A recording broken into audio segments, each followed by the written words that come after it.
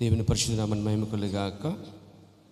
కూడుచున్న పరిశుద్ధులందరికీ ప్రభువైన యేసుక్రీస్తు నామములో నా యొక్క హృదయపూర్వకమైన వందనాలు తెలియజేస్తా ఉన్నాను. దీనికి వాక్యాన్ని మనం చదువుకుందాం. యథావిధిగానే 1 కొరింథీయుల పత్రిక 15వ అధ్యాయము 33-34 మనం చదువుకుని అక్కడి నుంచి మనం ముందుకు వెళ్దాం. 1 కొరింథీయుల రాసిన పత్రిక 15వ అధ్యాయము 33-34 చదువుకుందాం. చూడండి. మోసపోకుడి, దుష్ట సాంగత్యము మంచి నడవడిని చెరుపును, నీతి ప్రవర్తన గల వారి మేలుకొని పాపము చేయకుడి. దేవుని గురించి జ్ఞానం కొందరికి లేదు, మీకు సిగ్గు కలుగుటకే ఇట్లా చెప్పుచున్నాను. చూడండి, ఒకసారి మళ్ళీ చదువుతున్న వినండి. మోసపోకుడి, దుష్ట సాంగత్యం మంచి నడవడిని చెరుపును, నీతి ప్రవర్తన గలవారి మేలుకొని పాపము చేయకుడి. దేవుని గురించి జ్ఞానం కొందరికి లేదు, మీకు సిగ్గు కలుగుటకే ఇట్లా చెప్పుచున్నాను. ఇంకొక వాక్యాన్ని కూడా నేను జోడించాలనుకుంటున్నాను. రోమీయులకు రాసిన పత్రిక 8వ అధ్యాయము 5వ వచనాన్ని చదువుతున్నాను. దయచేసి బైబిల్ అంతా తెరిచి చూడండి. రోమీయులకు రాసిన పత్రిక 8వ అధ్యాయము 5వ వచనం. శరీరసారులు శరీర విషయములందు మనసుంతురు, ఆత్మానుసారులు ఆత్మ విషయం మీద మనసుంతురు. శరీరసారమైన మనసు మరణము, ఆత్మానుసారమైన మనసు జీవము సమాధానమై ఉన్నది. దేవుడి వాక్యం కూడా దీవించును గాక. ఇంకో చివరిగా వాక్యము రోమీయులకు రాసిన పత్రిక 12వ అధ్యాయము 2వ వచనాన్ని కూడా మనం చదువుదాం. రోమీయులకు రాసిన పత్రిక 12వ అధ్యాయము 2వ వచనాన్ని చదువుతున్నాను. మీరు ఈ లోక మర్యాదను అనుసరింపక ఉత్తమమును అనుకూలమును సంపూర్ణమై ఉన్న దేవుని చిత్తమేదో పరీక్షించి తెలుసుకున్నట్లు మీ మనసు మారి నూతన మగుట వలన రూపాంతరం పొందుడి. సర్వశక్తిగల మా ప్రియ పరమ తండ్రి, మహోన్నతుడు యేసు, మీ వందనాలు, స్తోత్రాలు. గత కాలమంతా, గత వారమంతా, గత రాత్రి అంతా మీరు కాచి కాపాడేందుకు స్తోత్రాలు. ఈ ఉదయకాలంలో అనగా నీవు లేచిన ఈ యొక్క పునరుద్ధరణ బట్టి నీకు స్తోత్రం చెల్లిస్తున్నాం.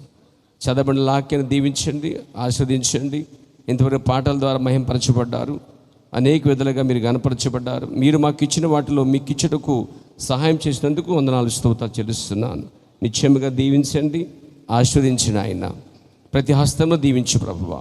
ఈ సమయంలో అతి ప్రాముఖ్యమైన వాక్య భాగంలో వెళ్తుండగా మీరు మాతో ఉండి అభిషేకించమని యేసుక్రీస్తు నామములో ప్రార్థించుచున్నాను. ఆమేన్. దయచేసి కూర్చొని పోయారు.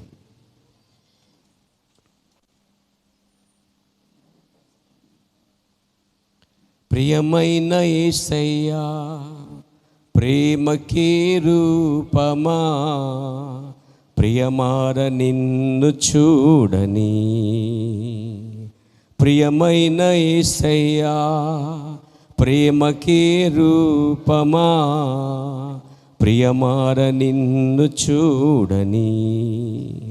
నా ప్రియుడా యేసయ్యా, ఆశతో ఉన్నానయ్యా. నా ప్రియుడా యేసయ్యా, ఆశతో ఉన్నానయ్యా. ఆనందము, ఆశ్చర్యము, సంతోషము నీవేనయ్యా. ఆశ్చర్యము నీ ప్రేమయే నాయడా. ప్రియమైన యేసయ్యా, ప్రేమకే రూపమా, ప్రియమార నిన్ను చూడని. ప్రియమైన యేసయ్యా, ప్రేమకే రూపమా, ప్రియమార నిన్ను చూడని. ప్రైజ్ ది లార్డ్, హల్లెలూయా. దేవుని నామమున మహిమ కలుగుగాక. లేదా మనము దుష్ట సాంగత్యము మంచి నడవడిని చెడుపును అనే దానికోసం మాట్లాడుకుంటున్నాం. గత 2 వారాల నుంచి మనం బహుశా దీనికోసం మాట్లాడుకుంటున్నాం. ఇది 3వ వారము.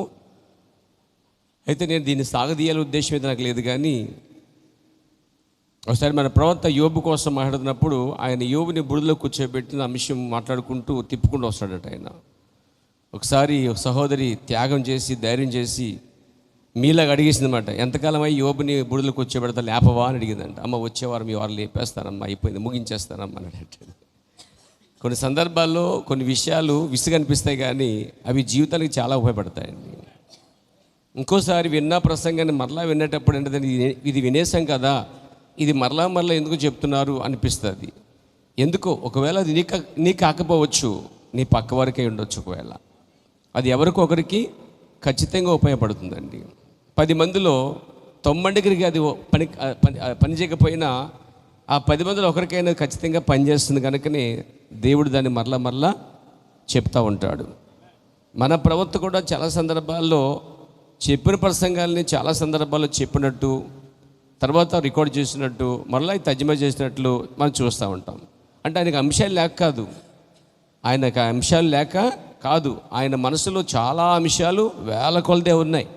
కానీ అక్కడ దేవుడు ఏదైతే ఇస్తున్నాడో దానినే అక్కడ అనుమతించబడుతుంది అనమాట అండి. అది ఎవరి కోసం అంటే నిర్ణయించబడిన కోసమై ఉంటుంది.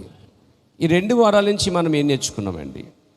దుష్ట సాంగత్యము మంచి నడువడిని చెరిపోయాను. సంఘానికి వస్తున్నప్పుడు ప్రసంగము నీ జీవితానికి ఉపయోగపడకపోతే, ఎంత తిన్నా వంట పట్టకపోతే ఆరోగ్యం సరిగా లేదని అంటున్నారు. అవునా కదండి?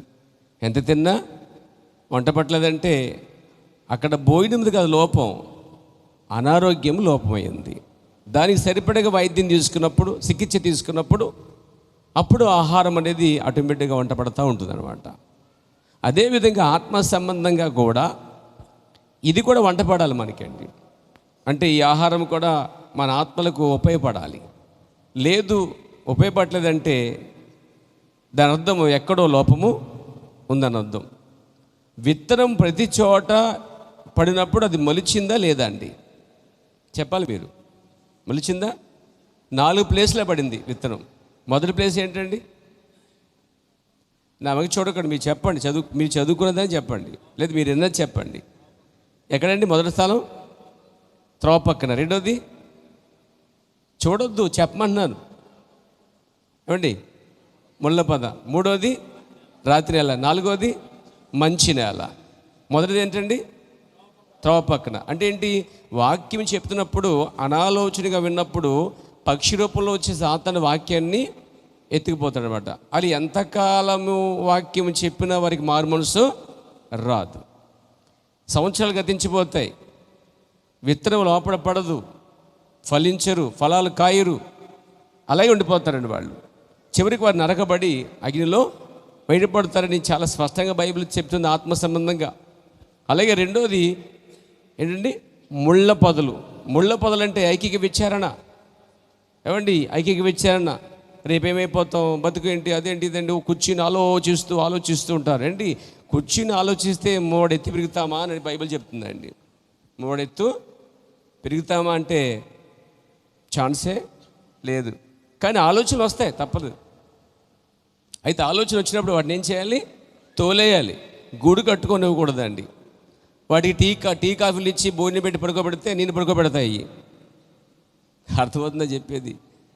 అర్థం, నా భాష అర్థమవుతుంది. అది దేవునికి స్తోత్రం కలిగాక. ఆలోచనలు వస్తాయి, కానీ కూర్చుని ఆలోచించడం ఉపయోగమీ ఆరోగ్యం క్షీణించిపోతే తప్ప లేదు. ఏదైనా చేయగలిగితే లేచి పని చేయాలి తప్ప. దేవునికి స్తోత్రం కలిగాక. ఈ ఐక్యక విచారణ కార్యక్రమంలో మునిగిపోతే ఎదగటం అనేది కష్టం అన్నమాట. వాళ్ళు ఎంతకాలమైనా అలాగే ఉంటారు. ఐక్యక విచారణ వాక్యం, వారు ఎంత వాక్యం వచ్చినా వారి జీవితాలు మార్పు రావండి. తర్వాత మూడోది రాత్రి నేల మీద పడిందండి. వాక్యం విన్న వెంటనే సంతోషంగా వచ్చి టపటప బాప్తిస్మం పొందేస్తారండి. టపటప పొందేస్తారు, టపటప సాక్ష్యాలు ఇచ్చేస్తారు, టపటప దొల్లేస్తారు. ఈ మూల నుంచి ఆ మూలకి మొత్తం చచ్చాన్ని దొల్లేస్తారండి వాళ్ళు. అన్నిట్లో ఏ పని చేయడం అడ్డంగా వచ్చేసి నేను చేసేస్తా అంటుంటారు అన్నమాట. అనుకుంటా అబ్బా ఎలాంటి ఆత్మ కన్నా అనుకుంటాం. అది ఆత్మ ఉద్రేకం, ఎమోషనల్ మాట, ఉద్రేకం ఆత్మ. 4-5 రోజుల తర్వాత వాళ్ళకి శ్రమ రాగానే, కష్టం రాగానే, నింద రాగానే, బాప్తిస్మం పొందిన సంవత్సరానికి కొన్ని పరీక్షలు వస్తాయని తీసిన అలంకారం మళ్ళీ పెట్టుకుంటాం, కక్కినట్టు మళ్ళీ దాన్ని తిని కుక్కలా జీవించడం, కడగబడిన పందిలో మళ్ళా బదులో వెళ్ళటం, పట్టబడిన ఆ చేపలోంచి మిగిలిన తాంబేలు మళ్ళీ మిగతా ఆ పురుగులు మళ్ళీ ఎలాగ అక్కడికి పోతాయి, మళ్ళీ ఎక్కడి నుంచి వచ్చి అక్కడికి వెళ్ళిపోతుంటాయి. ఈ రాత్రి నెల పడిన వారు వాక్యం విని అబ్బా ఈ కాలం వర్తమానం ఎలా ఉందా, బాప్తిస్మం ఇలాగుందా, ఇంతవరకు నేను చూడలేదే, అవి ఇంత చచ్చిపోందా, ఇది అపోసలు పోదా, ఇది ఏలే పోదా, అయ్యి బాబు ఇంకేముంది అని చెప్పి టపా పామేసుకుని తినేసుకుని అందరినీ కలిపేసుకుంటారు. 4 రోజుల తర్వాత మళ్ళీ కనపడండి.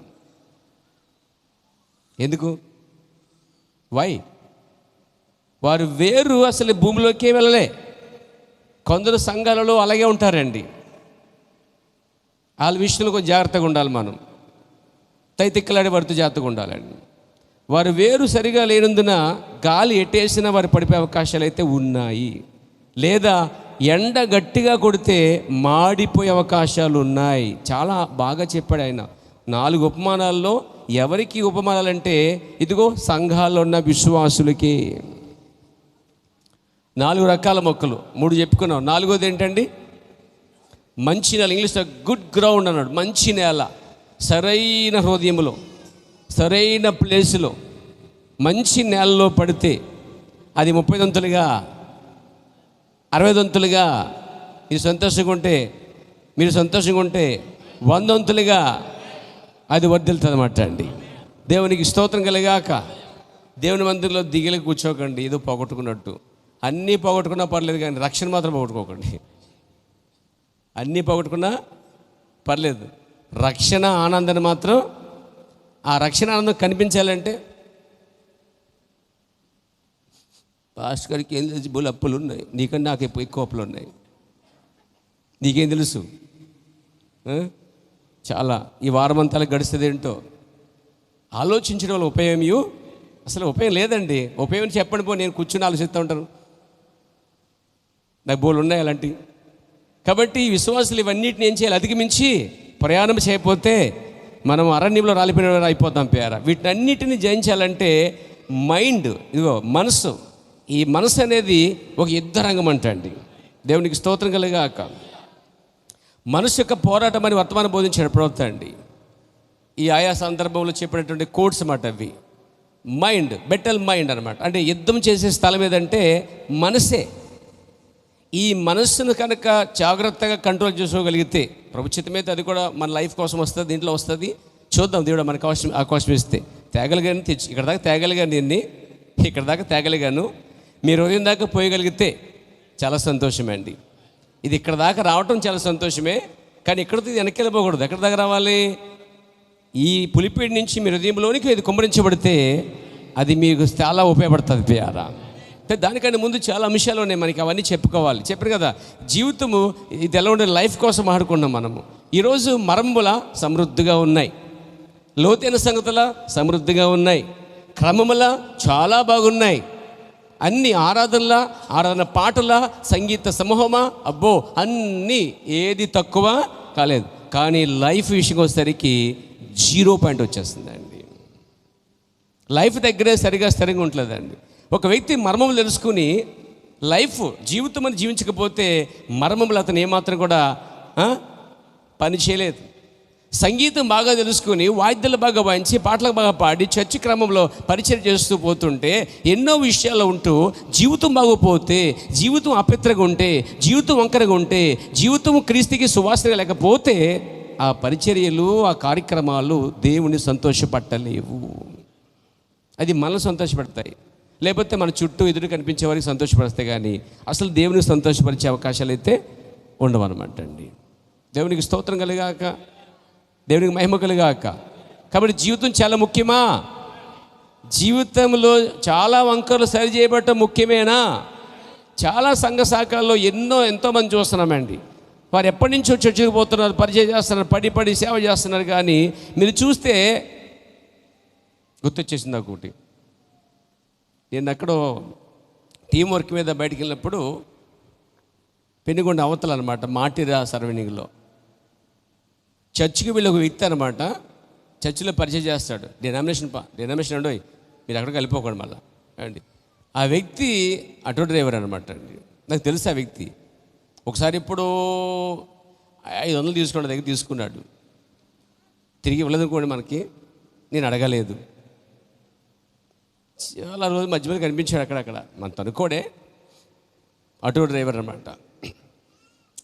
అక్కడ తీసుకుని పక్కన పెట్టేసి, ఈ మనిషి ఎక్కడ చూశానని చెప్తే పలానా వ్యక్తి, పేరు చెప్పలేండి మరి, కంగారు పడకండి, ఏమంటే పలానా వ్యక్తి పక్క ఏం చేస్తాడు చూస్తే ఆటో పక్కన పెట్టి గుప్పేస్తున్నాడు, టక్క గుప్పేస్తున్నాడు అండి.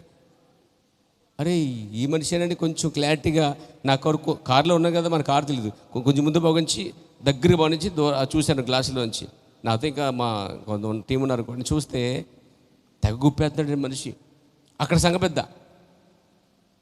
ఎక్కడ పలానా సంఘంలో ముందు పెద్ద ముందు కాలు ముందు చెయ్యి అంటారు, అన్నింటిలో ముందు ఉంటారన్నమాట. ఇక్కడ గుప్పేస్తున్నాడు. ఇలాంటి వాళ్ళు చాలా మంది సంఘాలలో పాతికిపోయి ఉన్నారండి. ఓ సంఘ పెద్ద, రైలు మిషన్ సంఘ పెద్ద అనమాట, పేరు రాజు, లోకలే. ఆడు చెప్పకండి దయచేసి, గొడపెట్టకండి, నాకు కూడా గొడపెట్టకండి, అర్థమైందండి. పొల్ల అంటించే పొల్లంలాగా తయారవకండి. ఇది మనకి ఉపయోగపడుతుందా హెచ్చరిక అనేది మాత్రమే అన్నమాట ఉద్దేశం. ఒకరిని కెంచపడటం కాదు.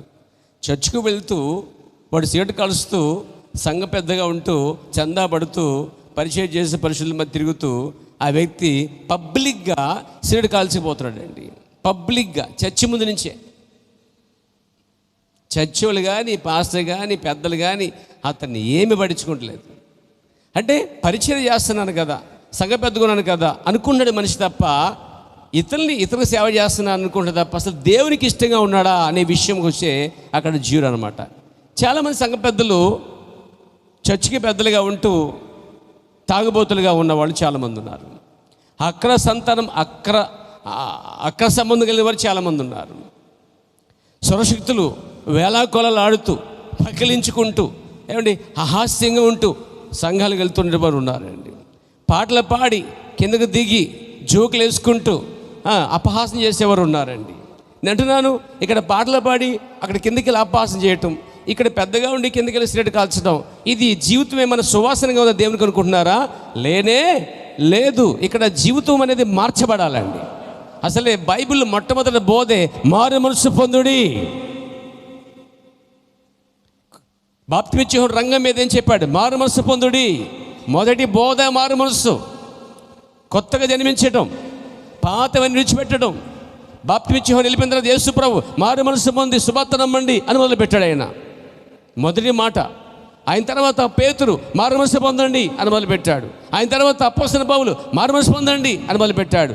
ఆ తర్వాత సంఘకాలందరూ కూడా మారు మనసు పొందని చెప్పుకుంటూ చివరికాల ప్రభుత్వ రంగం మీద మళ్ళా గొడ్ల పట్టుకున్న ఏలియా వలె మారు మనసు పొందండి, సంఘ శాఖల నుంచి బబ్బుల నుంచి బయటకు రండి అని పిలిచాడండి ఆయన. బబ్బుల నుంచి బయటికి మారు మనసు సరిపోదు. ఇప్పుడు మారు మనసు పొంది ఆ బబ్బులో ఉండటం కాదు, బబ్బులు అంటే గందరగోళం ఉండటం కాదు, కానీ ఆ గందరగోళం నుంచి బయటికి, ఆ యజమాని నుంచి బయటికి, దాని పిల్లల నుంచి బయటికి రండి అని చెప్పాడండి ఆయన. ఇది ఇంకా గొప్ప మారు మనసు అండి. వాళ్ళందరూ మారు మనసు చెప్పుకుంటూ వచ్చారు, కానీ ఏం చేశాడు? మారు మనసు ఉంది అక్కడ ఉండక బయటకు వచ్చాడని చెప్పుకొచ్చాడు. ఎందుకు? దాన్ని పాపములు ఆకాశం అంటుకుంటున్నాయని చెప్పాడు. దేవుని నామన మహిమకలే గాక. కాబట్టి మనం చూస్తుంటే సంఘ శాఖకి వర్తమానానికి చాలా వ్యత్యాసం కనిపించి తీరాలి. వస్త్రధారణలో కానీ, మాటల్లో కానీ, చర్చికి రావటం టైమింగ్ విషయంలో కానీ, పాట ఆరాధన విషయంలో కానీ, అమ్మాయి ప్రతిదీ చక్కగా దేవునికి ఇష్టంగా ఉండాలండి. ఒక పాస్టర్ కాదు, ఒక పెద్ద కాదు, సంఘానికి కాదు, కానీ పక్కవారికి కాదు, కానీ దేవునికి ఇష్టంగా ఉండాలండి. ఈ తరములో నీవే నా ఎదుట నీతిమంతుడిగా ఉన్నావని దేవుడు నోవాహుకు చెప్పినట్లుగా నీ తరములో, ఈ కాలంలో సంఘ శాఖల నుంచి ఇదిగో మీరు మాత్రమే నాకు కనిపిస్తున్నారని చెప్పి దేవుడు సాక్ష్యం ఇవ్వాలి. మనకి ఇవ్వాలంటే దేవుని కోసం బతకాలి కదా. ఎవరి కోసం కాదు, దేవుని కోసం బ్రతకాలి. నేను నీ కోసం బతకలేదు, నా కోసం బతకలేదు, మనము దేవుని కోసం బతుకుతున్నాం అనే విషయం ఉంటే సరిపోతుందండి. దేవునికి స్తోత్రం కలగాక. సంఘ సభ్యత్వం కన్నా దేవుని కొరకు జీవించడం గొప్పతనం అండి. ఒక సంఘ సభ్యత్వం కన్నా గొప్పది ఏంటంటే కేవలం సంఘ క్రమాలు కార్యక్రమాల కన్నా, వాటిలో మునిగిపోయేదాని కన్నా వాక్యము దేవుడే మిన్నై ఉన్నాడండి.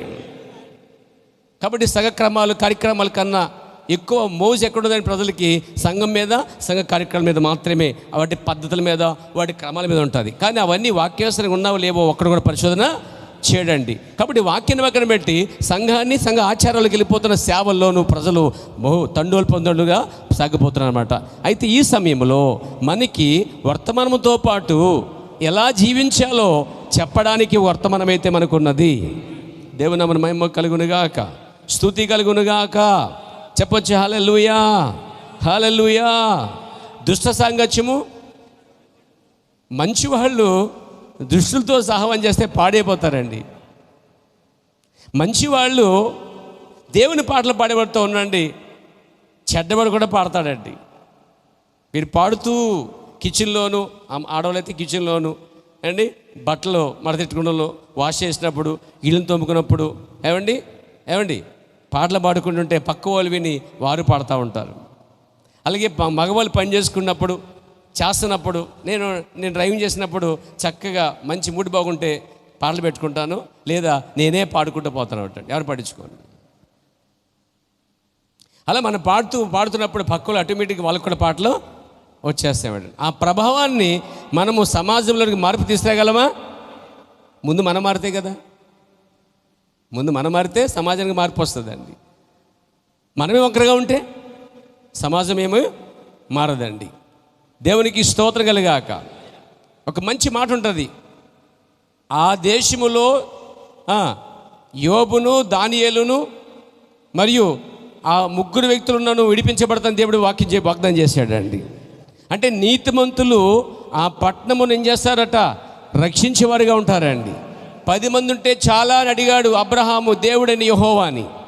10 మంది ఉన్న పట్టణము నేను కాపాడుతాను చెప్పాడు. ఈరోజు పట్టణం కాపాడబడుతుందంటే 10 మంది నీతిమంతులు ఎక్కడో ఉన్నారు కనుక వారిని బట్టే పట్టణాలు, గ్రామాలు కాపాడబడతా ఉన్నాయి, సంఘాలు కూడా కాపాడబడతా ఉన్నాయి. అక్కడ ఒక 10 మంది నీతిమంతులు, అట్లీస్ట్ 5 నీతిమంతులు ఉన్న దేవుడు ఆ పట్టణం కాపాడుతానని వాగ్దానం చేశాడండి. కాబట్టి నీతిమంతులు లేవాలి.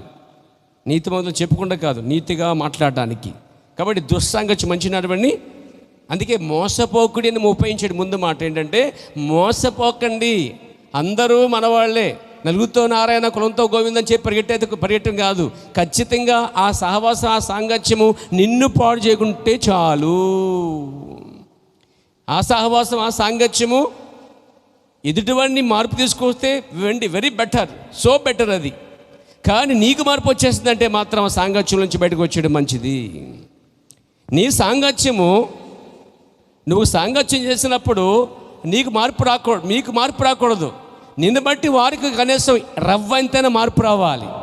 వీళ్ళు చాలా నీతిగా మాట్లాడతారు, లేకపోతే వీళ్ళు అసలు అబద్ధం ఆడరు, వీళ్ళు అసలు రాజీ పడరు, వీళ్ళు విషయంలో సరిగ్గా ఉంటారు, అసలు వేళకాలం ఆడరు, అలా కకృతిగా ఉండరు, చాలా నిక్కర్షగా నిదానంగా ఉంటారు వీళ్ళు అని ఒక ఆలోచన పక్కవెత్తుకు వచ్చినట్లయితే నిన్ను బట్టి దేవుడు మహిమపరచబడతాడు. దేవునికి స్తోత్రం కలుగాక. నాతో ఉన్నారా? దేవుని నామమున మహిమ కలుగుగాక. కాబట్టి నా ప్రియమైన సోదరులారా, సాంగత్యం ఆదికాండంలోకి వస్తే 6వ అధ్యాయంలో దేవుని కుమారులు నలు కుమార్తెలతో సాంగత్యం చేశారండి. అక్కడ మీరు బాగా ఆలోచిస్తే దేవుని కుమారులే పడిపోయారు. అక్కడ నరు కుమార్తెలు కాదు. వాస్తవానికి దేవుని కుమారులు ఎవరంటే ఆదాము నుంచి లోతు నుంచి ఆదాము నుంచి ఎనోష్, షేతు నుంచి వచ్చినటువంటి వారు. ఇక్కడ నరుల కుమార్తెలు అంటే కైనికి వచ్చినటువంటి వారు. నరుల కుమార్తెలు అనగా కైని సంతతి వారిని గుర్తుపెట్టుకోండి. దేవుని కుమారులు అనగా షేతు, ఎనోష్ నుంచి వచ్చినటువంటి సంతానం గుర్తుపెట్టుకోండి. ఎందుకంటే షేతు, ఎనోష్ పుట్టినప్పుడే వారి యెహోవా నామమున ప్రార్థన చేయడం ప్రారంభించబడిన కుటుంబం కనిపిస్తుంది మనకి. అక్కడ కుటుంబం ప్రార్థనతో ప్రారంభించబడుతుంది, ఇక్కడ కుటుంబానికి ప్రార్థన లేదు. వారు నరుల కుమార్తెలు, చెప్పాలంటే కయీను కుమార్తెలు. వింటున్నారా? ఈ కయీను కుమార్తెలు బైబిల్లో నరుల కుమార్తెలు అని రాయబడింది. ఇక్కడ మీరు ఒకసారి ఇక్కడ మనం మాట్లాడుకు ముందుకు వెళ్దాం. పేరు ఆదికాండం నాతో 6వ అధ్యాయం రండి. 6వ అధ్యాయంలో మనకు కనిపించేది, నరులు భూమి మీద విస్తరించి ఆరంభించిన తర్వాత కుమార్తెలు వారికి పుట్టినప్పుడు దేవుని కుమారులు నరుల కుమార్తెలతో చక్కని వారిని చూచి వారందరితో తమకు మనస్సుకు వచ్చిన స్త్రీలను వివాహం చేసుకుని చనిపోద్దండి. ఇక్కడ ఇది నోవహు దినాలేనా? మనం ఇప్పుడు చెప్పుకునే నోవహు దినాలండి. బ్యాక్ టు నోవహు, డేస్ ఆఫ్ ద నోవా అంటే నోవహు దినాలు రండి మనం. అంటే ఆది కాండంలో నోవహు దినాలు ఉన్నాయి. నోవహు దినాల్లో నరులు భూమి మీద విస్తరణ ఆరంభించారు. అంటే విస్తార జనం పెరిగిపోతున్నారు, బీభత్సంగా పెరిగిపోతున్నారు. మరలా మన దినాల్లో, ఈ అంత్య దినాల్లో మళ్ళీ అలాంటివి చూడగలుగుతున్నామండి. విస్తార జనసమము, ఎటు చూసిన డెవలప్మెంటు, ఎటు చూసిన జనం విస్తరించబడటం. ఇక్కడ జనం విస్తరించబడటం, మళ్ళీ మన దినములో జనములు విస్తరించబడటం. ఇక్కడ లోతు నోవహు దినాల్లో ఇల్లు కట్టడం విస్తారంగా, మన దినాల్లో ఇల్లు కట్టడం విస్తారముగా. లోతు నోవహు దినాల్లో అందంగా పుట్టడం అమ్మాయిలే, అబ్బాయిలు కాదు. ఒకప్పుడు అమ్మాయిలు అందంగా పుట్టేవారు కాదు, అంటే మరి కోపం వచ్చేది నా మీదేమో, పుట్టేవారు లేరుగా అక్కడ. కానీ ఇప్పుడు ఎక్కడ పుట్టినా అందంగా ఉంటున్నారండి. ఎందుకు తెలుసా? నోవహు దినాల్లో సంతతి వారు అందరూ అలాగే ఉన్నారట. జనాలు విస్తరించబడటం, ఇల్లు కట్టుకునటం, నారు నానటం, పెళ్లి చేసుకునటం, తర్వాత అందంగా ఉండటం, జనం విస్తరించబడటం. అది కాకుండా ఇంకో కార్యం చెప్పిన, పురుషులు పెళ్లి చేసుకుంటాం, స్త్రీలు పెళ్లి చేసుకుంటాం, పురుష సంయోగాలు కూడా ఉండడం అనేది జరుగుతూ ఉందండి అక్కడ. అంతేకాదు నోవహు లోతు దినాల్లో ఇంకొక కార్యం ఉంది. యవనస్తులు, బాలురు, యవనస్తులు, వృద్ధులు కూడా అందరూ కామందులండి. వాళ్ళు దేవదూతల్ని కూడదామని అంటే అప్పటికే వాళ్ళకి మనుషుల మీద ఎత్తపోయి దేవదూతల మీద పడ్డారు వచ్చిపోయారు. అలాంటి స్పిరిట్ నోవహు లోతు దినాల్లో ఉన్నట్టుగా మరలా ఈ అంత్యకాలంలో మీకు కనిపిస్తుందా? పోల్చండి, ఎక్కువలు చేయండి. యేసుక్రీస్తు వచ్చే రెండవ రాకడ దినాల్లో ఆయన ఏం చెప్పాడు? నా రాకడ దినములలో లోతు నోవహు దినములే ఉంటాయని చదవలేదు మీరు? అంటే యేసు ప్రభువు రాకడ దినాల్లో, సంఘం ఎత్తబడుతున్న గడియలో, శరీరం మార్పు చెందుతున్న దినాలలో, వింటున్నారా?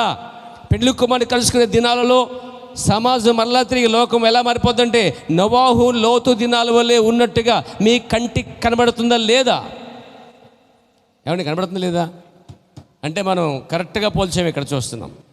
ఇక్కడ నరుల కుమార్తెలు ఎవరంటే కయీనుకి పుట్టిన కుమార్తెలు. చాలా అందంగా ఉన్నారంట. ఎందుకంటే బాబు అందంగాడు,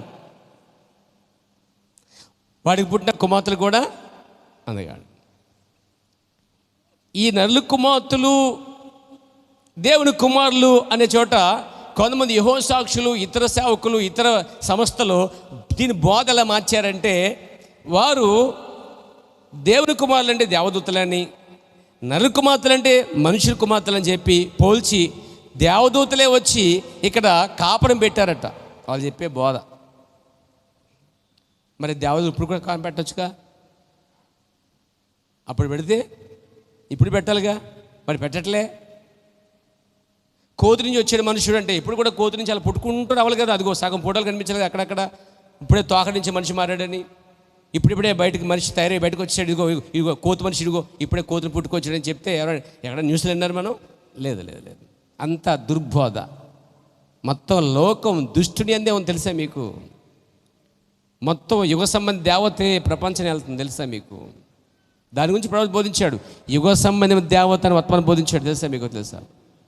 ప్రతి మినిస్టర్, ప్రతి రాజకీయం, ప్రతి లోక అధినేత, లేకపోతే ఆ రాష్ట్రం లేకపోతే దేశ అధినేతలు వాళ్ళ చేతులు ఉన్నారట. ఎవరి చేతులు ఉన్నారు? మీరు ఎవరికైనా ఓటేయండి, ఏ పార్టీకైనా ఓటేయండి, అన్నీ ఆడి చేతిలో ఉన్నాయి. దేని నుంచి తప్పించుకోలేరు మీరు. ఇది బాగుంటుంది, ఇది బాగుంటుంది, అది బాగుంటుంది, అది పండుకోవచ్చు. ఇండైరెక్ట్గా ప్రతి ప్రభుత్వము, ప్రతి ప్రభుత్వం కూడా ఇండైరెక్ట్గా ఉందండి. రాజకీయం గురించి మాట్లాడలేదు పేరా, కానీ రాజకీయం అనుకున్న ఆత్మ హత్య ఆత్మ అండి. అది ప్రేమించే ఆత్మ కాదు, పారిశాలిటీ ఉంటే ఆత్మ అండి. అది టోటల్గా చెప్పాలంటే మెస్సియా రాజ్యం వచ్చే వరకు ఈ రాజ్యాలు ఇలా కొత్తవి పుడతా ఉంటాయి, పాతవి పతనమవుతూ ఉంటాయి, కొత్తవి పుడతా ఉంటాయి, పాతవి పతనమవుతూనే ఉంటాయి. కులాన్ని బట్టో, దేశాన్ని మంచి పనులు బట్టో పిల్లరా మనం ఏదో చేద్దాం మనకు అనుకుంటాం. కానీ మీకు తెలుసా, చివరికి మెస్సియా రాజ్యం వచ్చే వరకు నీతి రాజ్యం భూమి మీదకి రానే రాదు. నేను మెస్సియా రాజ్యం ఎదురు చూస్తున్నాను వాళ్ళు చేదేత్తని పేర. మెస్సియా రాజ్యంలో నీతి పరిపాలిస్తుందండి. మనం ఎదురు చూసేది 5 ఏళ్ల పరిపాలన కాదు, మనం ఎదురు చూసేది 1000 ఏళ్ల పరిపాలన. We're waiting millennium. ఆ 1000 సంవత్సరముల కొరకు ఎదురు చూస్తున్నాం. దేవునికి స్తోత్రం కలుగాక. ఆ 1000 సంవత్సరం రాజ్య పరిపాలన చేసేది యేసుక్రీస్తు అనే మెస్సియా ఉండబోతున్నాడు. ఆ 1000 సంవత్సరం సాతాను బంధించబడబోతున్నాడు. ఈ 5 సంవత్సరాలు కాదండి, ఇంకో 5 వచ్చినా సరే, ఇంకో 5 వచ్చినా సరే, ఇది మొత్తం లోకమంతా దుష్టుని అందే ఉందండి. ఎటు మూలకెళ్ళినా దురాత్మస్తంభం ఉంది, ఎటు మూటకెళ్ళినా ఎటు పక్కకి వెళ్ళినా దయ్యాలని కాచుకుని అయిపోయారా. అయితే మెస్సియా రాజ్యం వచ్చే వరకు ఈ రాజ్యాలు కుమ్ముకుంటాం, తన్నుకుంటాం, చంపుకుంటాం, సింహాసనం కొరకు లాక్కుని ఒకరిని చంపి వాడు సింహాసనం ఎక్కటం అనేది జరుగుతూనే ఉంటుంది. పాత నిబంధనలో ప్రతి రాజును వారు చంపి జెండా పెట్టి ఆ రాజ్యాన్ని వశపరుచుకుని సింహాసనం అధిష్ఠించిన రాజులు చాలామంది ఉన్నారండి. చివరికి ఆయన రాజుగా రాలేదు, కానీ బలి అర్పణగా వచ్చిన తర్వాత ఇప్పుడు ఆయన రాజుగా రాబోతున్నాడు. పేరు ఆయన అసలైన రాజు వచ్చి ఆత్మసంయుద్ధము చేసి ఒక రాజ్యాన్ని కట్టుకుంటున్నాడు. పేర ఇప్పుడు ఇది ఆత్మసంబంధమైన రాజ్యం అండి. ఇది ఆయన తన ప్రేమతో కత్తి ఉపయోగించకుండా, స్వార్థం ఉపయోగించకుండా, అబద్ధం ఉపయోగించకుండా నీతి రాజ్యాన్ని స్థాపిస్తున్నాడు అండి. మనం ఆ నీతి రాజ్యంలో సభ్యులమై ఉన్నాం. ఆయన నీతికి రాజై ఉన్నాడండి. అది 1000 సంవత్సరాలు పరిపాలించే రాజ్యం అండి. ఆ 1000 సంవత్సరాలు అబద్ధాలు ఉండవు, మోసాలు ఉండవు, అక్రమకారులు ఉండవు, వ్యభిచారాలు ఉండవు, దుస్సాంగత్యాలు ఉండవు. ఒక నీతి పరిపాలన జరగబోతుంది.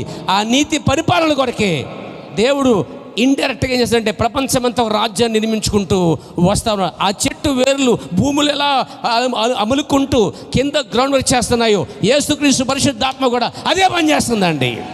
ఈ అవగాహన మీకుందా? సంగమ నీకుందా? దేవునికి నామన మహిమ కలుగాక. దానియేలు చూసినటువంటి, లేకపోతే ఆ యొక్క నెబుకద్నెజరు చూసిన దర్శనం ఏం తెలుసా? ఇదిగో రాజ్యాలన్నీ వెళ్ళిపోయిన తర్వాత, ఆ 4 రాజ్యాలు వెళ్ళిపోయిన తర్వాత ఇదిగో ఒక రాజ్యం వస్తుంది. Praise the lord. దేవుడు ఒక రాజ్యాన్ని స్థాపించాడు. దానికి అంతము లేదు, యుగములు పరిపాలిస్తాడు ఆయన. అది నీతి రాజ్యము. ఆ రాజ్యం కోసమే ఇన్ని సంవత్సరాలుగా ప్రవక్తలు, పరిశుద్ధులు ఎదురు చూసి సరిపోయారు. కాబట్టి ఎలక్షన్లో ఎవరు గెలుస్తారా అని ఎదురు చూసే కాలం ఇది ఇప్పుడు. దీని మీద బెట్టింగ్లు, మళ్ళా తన్నులు, గుద్దులాట్లు. ఏమండి, ఎవడు గెలిచినా నీకు రూపాయి ఎత్తదా? నీకు అసలు నీ జీవితమే ఉపయోగపడదు. క్రికెట్లు ఆడుతున్నప్పుడు బెట్టింగ్ చేసి వచ్చేసి అదిగో ఇండియా గెలుస్తుంది, అదిగో పాకిస్తాన్ గెలుస్తుంది, అదిగో రష్యా గెలుస్తుంది అని వీళ్ళు బెట్టింగ్ పెడతారు. వాళ్ళు గెలుచుకుని కప్పటికి వెళ్ళిపోతారు. కప్పు నీ చేతికది కదా, నీ వాసన కూడా చూడరు, నీ బతికది. దానికోసం సమయం అంతా తగలేసేసి అక్కడ కూర్చుంటావు, టైం అంతా వెయిట్ చేసేసి. ఇండియా గెలిచింది. ఏం గెలిచింది? ఇండియా గెలిచింది. మందు పాత్రలు ఎవరు కత్తారు? రూపాయి డబ్బులు ఎక్కడి? అమ్మ బాబులు ఇచ్చినాయి. ఇంట్లో పోగొట్టిన డబ్బులు, నీ డబ్బులు కాదు. మళ్ళీ ఎక్కడ తగలేసేస్తున్నా మొత్తం? వాడు ఇండియా గెలిచింది, వాడికి ఒక కారు ఇస్తారు, చెక్ ఇస్తారు, నీకు ఒక పైసా ఇస్తారా? ఎవరు? అందుకే ఎవరు గెలిచినా ఎవరు వచ్చినా జీవితాలైతే మారవు.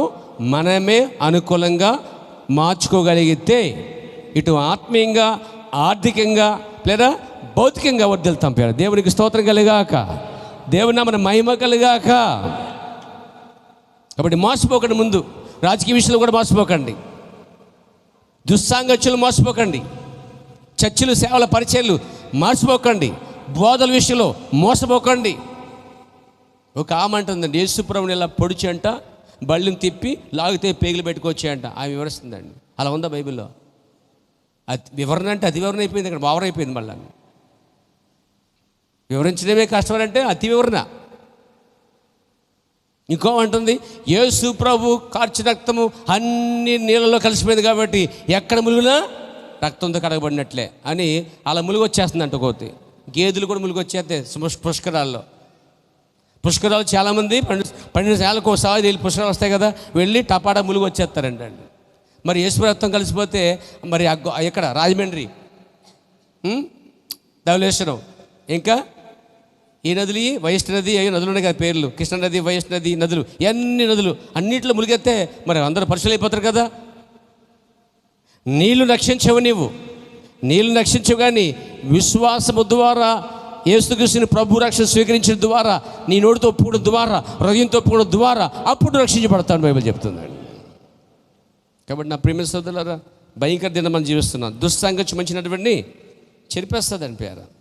అందుకే ముందే చెప్పాడు, మోసపోకండి. రాజకీయం వస్తుందా? మోసపోకండి. మంచి మీటింగ్ చెబుతున్నాయి, మోసపోకండి. మంచిగా స్పీకర్స్ వస్తున్నారు, బోధకులు వస్తున్నారు, మోసపోకండి. బోధల విషయంలో మోసపోకండి. ఇక్కడ దేవుని కుమారులు ఎవరంటే దేవదూతలు కాదండి. వాళ్ళు బోధలో చాలామంది మోసపోయారు. యెహోవా సాక్షులు ఇతరులు ఎవరు బోధిస్తున్నారు ఏంటంటే దేవదూతలు వచ్చాట ఆ ఆది కాండంలో ఆరాధ్యంలో ఏమంటే నరుల కుమార్తెలతో ఏం చేశాట, పెళ్లి చేసుకుని జీవించారండి. జీవిస్తే నెఫీలు పుట్టారని బోధేస్తారు. నెఫీలు అంటే రాక్షసులు పుట్టారని. వినడానికి బాగానే ఉంది, నమ్మడానికి కూడా బాగానే ఉంది. కానీ బైబిల్ చెప్తుంది అది కాదు, అది కాదు. ఇది ఎలా ఉందంటే కొన్ని బోధలు ఎలా ఉంటాయంటే మనం ఎండాకాలం వెళ్తున్నప్పుడు రోడ్ల మీద అక్కడక్కడో ఎదురుకొచ్చి చూస్తుంటే ఎండమూలు కనిపిస్తాయి. ఏమనిపిస్తుంది? ఎవరు నీళ్ళు ఉన్న అనిపిస్తుంది. ఎవరికైనా చూసారు ఎప్పుడైనా? ట్రై చేయండి, పర్లేదు ఒకసారి ట్రై చేయండి. ప్రాక్టికల్గా మన జీవితంలో కొన్ని నేర్చుకోవాలి, చూడాలి, తెలుసుకోవాలి. చాలా అనుభవాలు వస్తాయండి. నూతుల కప్పలు అక్కడ కూర్చుంటే నూతుల కప్పలాగా ఇదే సముద్రం అనుకుంటాం. బయటకు వస్తే మహాసముద్రం కనిపిస్తుంది అన్నమాట. బయటకంటే లోకంలో తిరగమని చెప్పట్లే. దేవునికి స్తోత్రం కలిగాక, దేవునికి మహిమ కలిగాక. చూస్తుంటే అక్కడ నీళ్ళు ఉన్నాయి అనిపిస్తాయి, దగ్గరికి వస్తే నీళ్ళు ఎండమావులు అంటారు వాటిని. కొన్ని బోధలు అలాగే ఉన్నాయి, కొన్ని రాజకీయాలు అలాగే ఉన్నాయి, కొన్ని సంఘాలు అలాగే ఉన్నాయి, కొంతమంది విశ్వాసాలు అలాగే ఉన్నారు. ఇది టోటల్గా చూస్తుంటే పెద్ద మోసం జరుగుతుంది అనిపోయారా. నోట్ల దగ్గర మోసం, బంగారు దగ్గర మోసం, ఏం కొనుక్కున్న వస్తువు దగ్గర మోసం, బట్టల దగ్గర మోసం, కారప్పొడి దగ్గర మోసం. ఏమండి ఇంకా నువ్వుల నూనె దగ్గర మోసం. ఏమండి ఇంకేంటండి ఉప్మా రవ్వ దగ్గర మోసం. ఎవడో భీమా మెత్తనాడు, ప్లాస్టిక్ భీమా అంటాయి. వీళ్ళు కొనేసుకుంటూ తినేస్తున్నారండి. ప్లాస్టిక్ భీములు తెలిసే మీకు? సేమ్ వండుకుంటే అలాగే ఉంటాయి. ప్లాస్టిక్ భీములు ఉన్నాయి, ప్లాస్టిక్ గుడ్లు ఉన్నాయి, తెలుసా మీకు? హలో, ప్లాస్టిక్ పువ్వులు లేవా? ప్లాస్టిక్ బంతిలు లేవా? ప్లాస్టిక్ సంబంధించినట్టు ఇవేంటి ఫ్రూట్స్ లేవా? అంత భయంకరమట అండి. ఎక్కడో చైనాలో కాలీఫ్లవర్ పండించట్లేదు, ప్లాస్టిక్ తయారు చేసాడండి. డూప్లికేట్ మనుషులు లేరా? రోబోటిక్స్ లేవా? చూసారా ప్రపంచం అంతా ఎలా ఉందంటే పెద్ద ఆటలో ఉన్నాం మనం కూడా, తెలుసా మీకు? మీ ఆట ఏదో మర్చిపోకూడదు. మీరు మన ఇంటికి వచ్చామో, ఎందుకు దిద్దపడ్డామో, మళ్ళీ తిరిగికి వెళ్తున్నాం అనేది మీరు గుర్తుపెట్టుకోవాలి. దేవునికి స్తోత్రం కలిగాక, దేవునికి మహిమ కలిగాక. అందుకే ముందు మోసపోకండి. వివాహం విషయంలో మోసపోకండి, ప్రేమ విషయంలో మోసపోకండి, కుటుంబ విషయంలో మోసపోకండి, ఆరాధన విషయంలో మోసపోకండి. చాలా మోసం ఉంది ప్రపంచం అది పేర. అందుకే చూడండి ఇక్కడ ముందు ఉపయోగించాడు, మోసపోకుడి, దుస్సాంగత్యం మంచినటువంటి చెరుపును. ఒక మంచివాడు చెడ్డవాళ్ళతో స్నేహం చేస్తే ఏమవుతాడంటే ఎప్పుడు అలవాటు లేని వ్యక్తి మందుకి బానిస అవుతాడు, ఎప్పుడు అలవాటు లేని వ్యక్తి సిగరెట్కి బానిస అవుతాడు, ఎప్పుడు అలవాటు లేని వ్యక్తి చెడిపోడగాడు, ఎప్పుడు వేళాకోళమే ఆడని వ్యక్తి కూర్చుని ఆమెకని ఎక్కువ వేళాకోళం పెడుతుందండి. ఏంటిది? సహవాసం, దుష్ట సాంగత్యం. వంకరలతో తిడవండి, వంకరలతోటి నువ్వు కూడా వంకరగా ఉంటావు. అబద్ధాలు ఆడుతుండండి, సంగతి చేయండి, అబద్ధాలు ఆడుతూ ఉంటావు. నువ్వు కనుక తాగుబోతుతో సాహం చేస్తే నువ్వు ఖచ్చితంగా తాగుబోతు అయిపోతావు. దేవుని కృప ఉంటే తప్పించుకోవాలి. మాటమో ఏదో పెట్టి మొత్తం మీద దయ్యము నేను లాగడగా చూస్తున్న విషయం తెలుసా? ఎలాగైనా కృపావర్తమాలోంచి, ఎలాగైనా దేవుని కోటలో నుంచి దేవుని పిల్లలను ఏదో రీతిగా బయటికి లాగడానికే ప్రపంచమంతా నడుము కట్టి పనిచేస్తుందండి. దేవుని పిల్లల మధ్య ప్రపంచం మధ్య దేవుని పిల్లలు ఉన్నారు. అయితే దేవుని పిల్లల చుట్టూ ఏంటి అంటే వాక్యమే కోటగా ఉందండి. ఈ వాక్యమే కోట. ఈ వాక్యాన్ని దాటినందుకే సమస్తమైన పరిస్థితులు ఏర్పడ్డాయి, సమస్యలు ఏర్పడ్డాయి, ఒత్తులు ఏర్పడ్డాయి, రోగాలు ఏర్పడ్డాయి, ముళ్ళ పొదలు ఏర్పడ్డాయి, వ్యాధంతో ప్రసవేదలు పడ్డాయి. మనిషి మట్టికి చేరే వరకు చెమట కాచుకుంటూ చెమపడే పరిస్థితులు ఏర్పడ్డాయి, రోగాలు వచ్చాయి, యుద్ధాలు వచ్చాయి, ఏమండి కుటుంబాలు పగిలిపడం వచ్చాయి. కేవలము వాక్యపు కోట దాటినందుకే అన్నీ నశించిపోయిపోయారా. ప్రవక్త అన్నాడు, నిబంధన పలకలను పగలగొట్టినది ఎవరంటే ఆ స్త్రీయే అని చెప్తున్నాడండి ఆయన. దేవునికి స్తోత్రం కలిగాక. కాబట్టి ఎవరితో స్నేహం చేస్తున్నామని గమనించాలి. ఇక్కడ దేవుని కుమారులు అంటే దేవదూతలు కాదు, ఆదాము నుంచి వచ్చినటువంటి షేతు సంతతి వారు. Praise God. నలుకుమోతలు అంటే మనిషి కుమార్తెలు కాదు, కయీనుకు పుట్టినటువంటి కుమార్తెలట. ప్రవర్తనాడు వారు చాలా అందంగా జన్మించారటండి. వెరీ బ్యూటిఫుల్ మాట. ఈ అందాన్ని చూసి దేవుని కుమారులే సొల్లుగాచుకుంటూ వెళ్ళిపోయి అందంలో పడి తమకు మనసుకు నచ్చిన వారిని వివాహము చేసుకుని ఉంది. వాస్తవ వివాహం కాదండి అది. ప్రవర్తనాడు ఉంచుకునిరి అన్నాడండి. నాట్ మ్యారేజ్ కాదు అది, తెలుగు రాశారు అక్కడ. కానీ మనసుకు నచ్చిన వారిని ఉంచేసుకున్నారటండి. ఆ అక్ర సంతతి వారు ఆ విధంగా నరులు కుమార్తెలు దేవుని కుమారులు కలిసి ఉన్నప్పుడు దేవునికి కోపం వచ్చింది. అప్పుడే దేవుడు ఆ అధ్యాయంలో పిలుస్తున్నాడు, ఇదిగో ఈ తరం వారిని నేను ఏం చేస్తున్నాను, ఎవరూ లేరు, నశింపజేయబోతున్నాను, నాశనం చేయబోతున్నాను, అంతం వచ్చింది అన్నాడు. ఎందుకు వచ్చింది అంతం? దేవుని కుమారులు నరు కుమార్తెలు కలిసిపోయినప్పుడు నెఫిల్లు పుట్టారు, రాక్షసులు పుట్టారు పేర. దేవుడు వారిని సహించలేకపోయాడండి. అక్కడ సీడ్ అనేది సంకలనం చేయబడింది. ఇస్రాయేల్ గారు నిద్రపోతున్నారు. దేవునికి స్తోత్రం కలిగాక. ఈసారి పేర్లెట్టి పిలుస్తానని ఏమనుకోకండి. నెక్స్ట్ టైం ఏం చేస్తానని నిలబెట్టేస్తానండి. థర్డ్ టైం ఏం చేస్తానంటే బయటకు పొమ్మని చెప్తానండి. ఈ విషయంలో రాజీ పడను. Praise the lord. మీరు ఏమనుకున్నా పర్లేదు. Praise the lord. ఇక్కడ ముఖ్యం ఏంటంటే దేవుని వాక్యం. ఏ పని మీద వచ్చాము ఆ పనికే ఇక్కడ మనం పని చేయాలి. ఆరాధించినప్పుడు ఆరాధించాలి, సాక్ష్యం ఇవ్వాలి, పరిచయం చేయాలి, వాక్యం వినేటప్పుడు వాక్యమే వినాలి. నిద్రపోకూడదు, రాకూడదు. నిద్రపడకు వచ్చినట్లయితే ఇది నీకు అవసరం లేదు. ఇక్కడ దేవునికి స్తోత్రం కలిగాక. ఫోన్లో కునికేసుకుంటానంటే నేను జోలపాట పాటలేదు. ఇక్కడ నేను జోలపాట పాటలే కునికేసుకుంటాను. పాస్టర్ గారు ఫోన్ అలసిపోయిన పాస్టర్ గారు నేను పడుకుని ఏంటంటే అసలే ఊరుకోను నేను.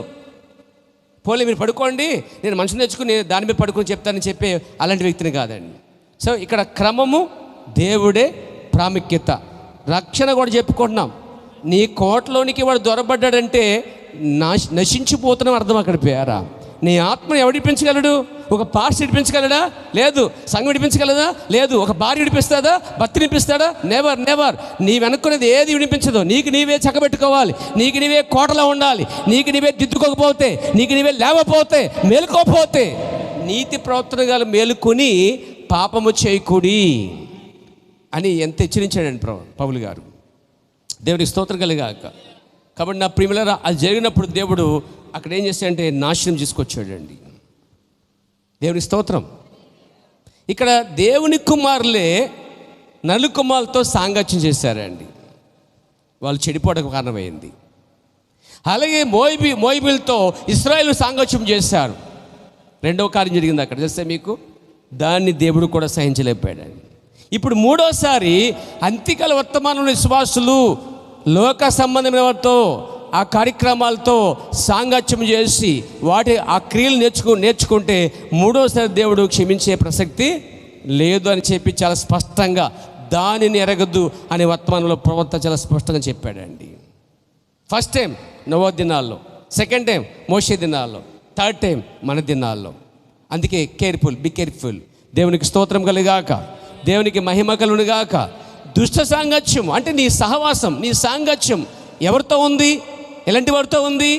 వాళ్ళు ప్రార్థన చేసుకునే వారైనా, నీతిని నమ్మించేవారైనా, ప్రేమ గలవారైనా, అసలు దేవుని భయం ఉన్న వారికి, తల్లిదండ్రులను గౌరవించేవారైనా, పరిచయం చేసేవారైనా, చక్కగా దేవుడు అంటే నీతిగా జీవించేవారైనా, నువ్వు చేసే సాంగత్యం చేసేవారిని ఎన్నిక చేసుకోవాలి. నువ్వు 5 ఏళ్ళకి ఒకసారి ఒక వ్యక్తిని ఎన్నుకున్నప్పుడు, రాష్ట్రం 5 ఏళ్ళకి ఒకసారి వ్యక్తిని ఎన్నుకున్నట్లయితే మరి నీ సాంగత్యము, నీ సహవాసము, నీ పార్ట్నర్ కావచ్చు, నీ స్నేహితులు కావచ్చు, లేకపోతే నీ కొలీగ్స్ కావచ్చు, కానీ నీవు ఎవరితో సాంగత్యం చేస్తున్నావో ఆ సాంగత్యం చేసే ముందు 1000 సార్లు ఆలోచించు. నువ్వు ఏమేన్ ఎవడు పడితే వాడితో సాంగత్యం చేయకు.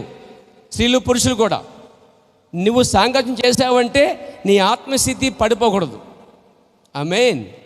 నువ్వు సాంగత్యం ఎవరితోనో చేయి, కానీ వారి క్రియలు నేర్చుకోకూడదు. నువ్వు క్రియలు నేర్చుకునే బలహీనమైతే నువ్వు పడిపోయే తత్వం గల ఆ బలహీనత నీలో ఉన్నట్లయితే అక్కడి నుంచి నువ్వు ఏం చేయాలట? మోసపోకుండా పారిపోయేటికి రావాలి.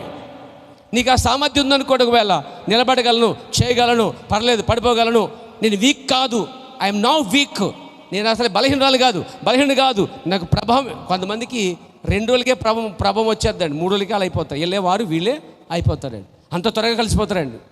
సాల్ట్ షుగర్ లేగా ఏంటంటే అలా కలిసిపోయామండి.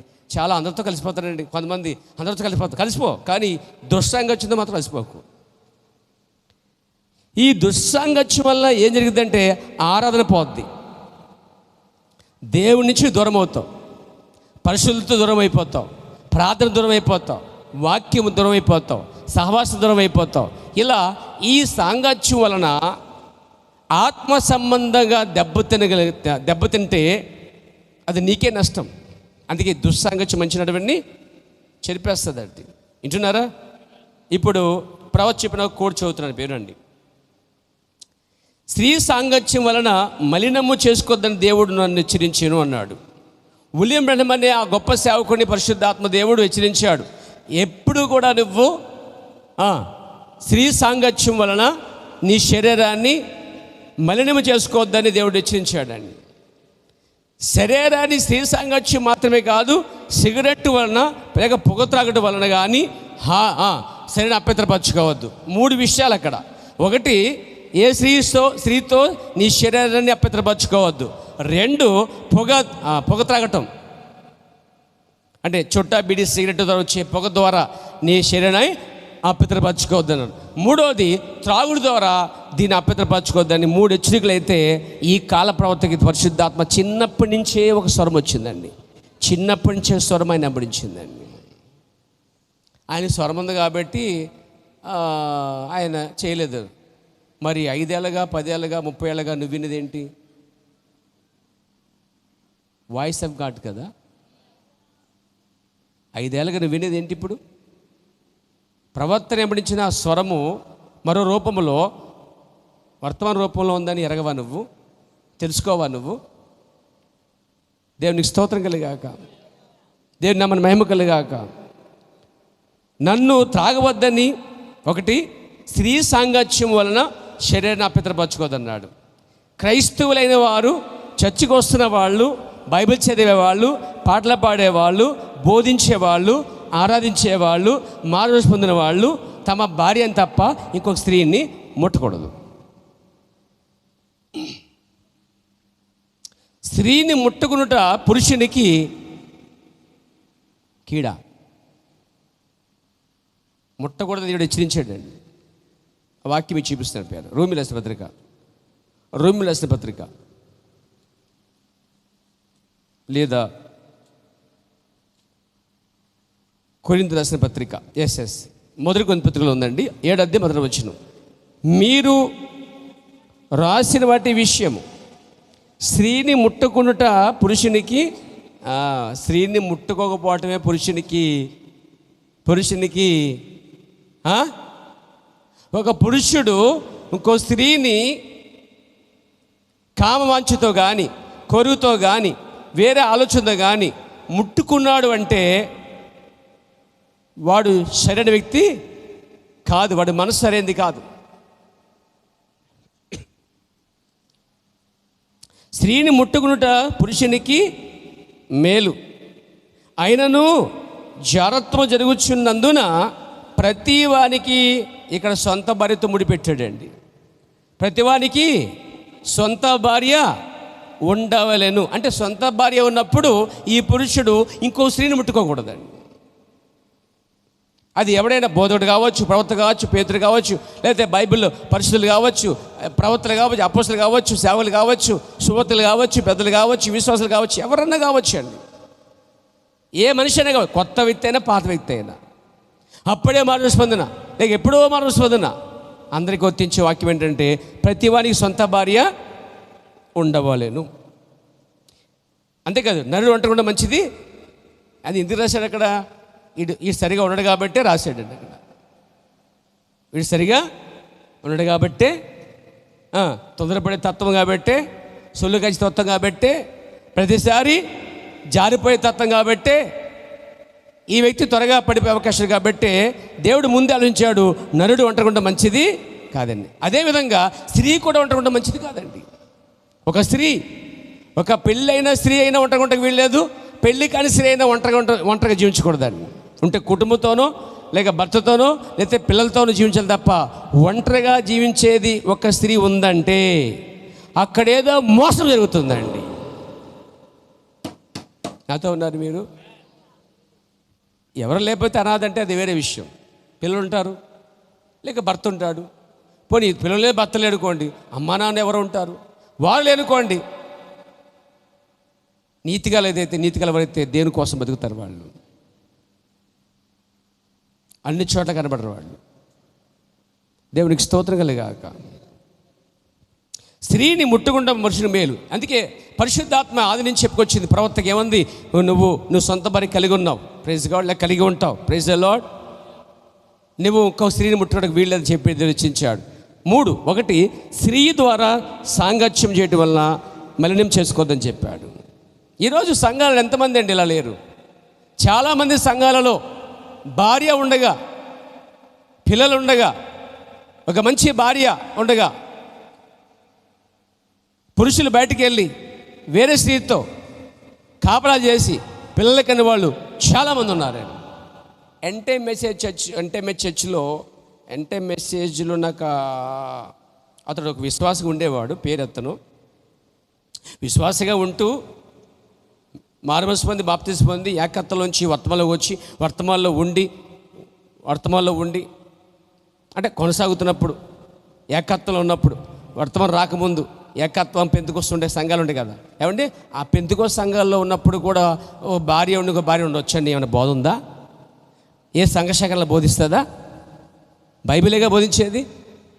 ఏమండి, నీ భార్యను విడవకూడదని అది అన్ని సంఘాల్లో బోధించబడే వాక్యమే. ఈ వ్యక్తి వర్తమానంలోకి వచ్చి రాకముందే ఆ సంఘర్షణ ఉండగానే, ఆ ఏకత్వం ఉండగానే ఒక భార్యను కలిగి ఉన్నాడు, పిల్లలు కలిగి ఉన్నాడు, ఇంకొక భార్యను కలిగి ఉండి ఆ భార్య చేత పిల్లలు కూడా కనేసాడండి. అంటే వీడికి 2 భార్యలు, బతుకున్న భార్య 2. అసలు ఒకరు బతుకుండగా ఇంకో భార్య అని ఇంకో స్త్రీని సమీపించకూడదు. అసలు ఒక స్త్రీ బతుకుండగా, భార్య బ్రతుకుండగా. దేవునికి స్తోత్రం కలుగాలి. ఇక్కడ ఇలా ఉన్నప్పుడు ఆ వ్యక్తి వర్తమానం వచ్చి విశ్వాసం కొనసాగుతుంటే అక్కడితో ఆగాడంటే సేవకుడు అయిపోయాడు. ఏమైపోయాడు? సేవకుడు అయిపోయాడు, స్పీకర్ అయిపోయాడు. అందరూ తెగబడేస్తున్నారు, నేను తప్ప. నేను ఇప్పటిదాకా అసలు వాడలేదు, వాడిని కూడా. ఒకరోజు వచ్చాడు ఆయన. చాలామంది ఇలాగ అంటారు, బ్రదరు నేను ఒకప్పుడు మరి అలా చేశాను, ఇప్పుడు వర్తమానంలోకి వచ్చి సేవ చేస్తున్నాను.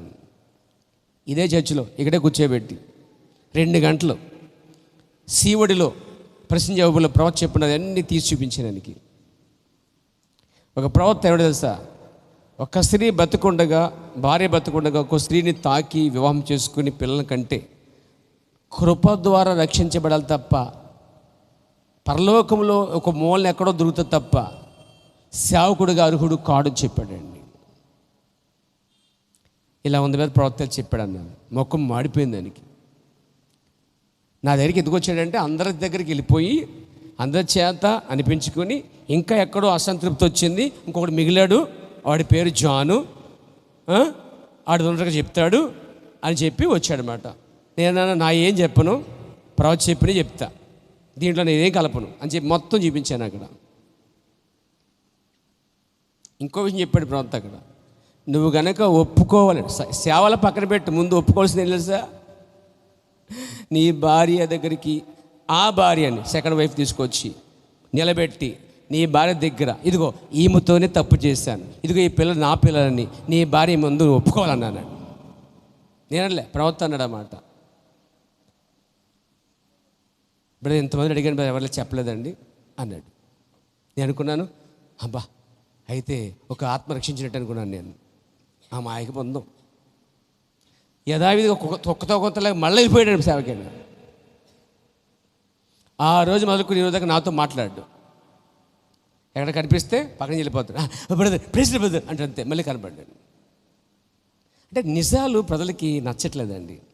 అదే పొగడతలంటే నువ్వంతా నువ్వింత అంతా అని చెప్తుంటే అయిపో మా పాస్టర్ ఎంతో దీనివల్ల ఆత్మ రక్షణ పొందనుకుంటున్నాం, మనం మోసపోతున్నాం, మోసగిస్తున్నాం, మోసపోతున్నాం.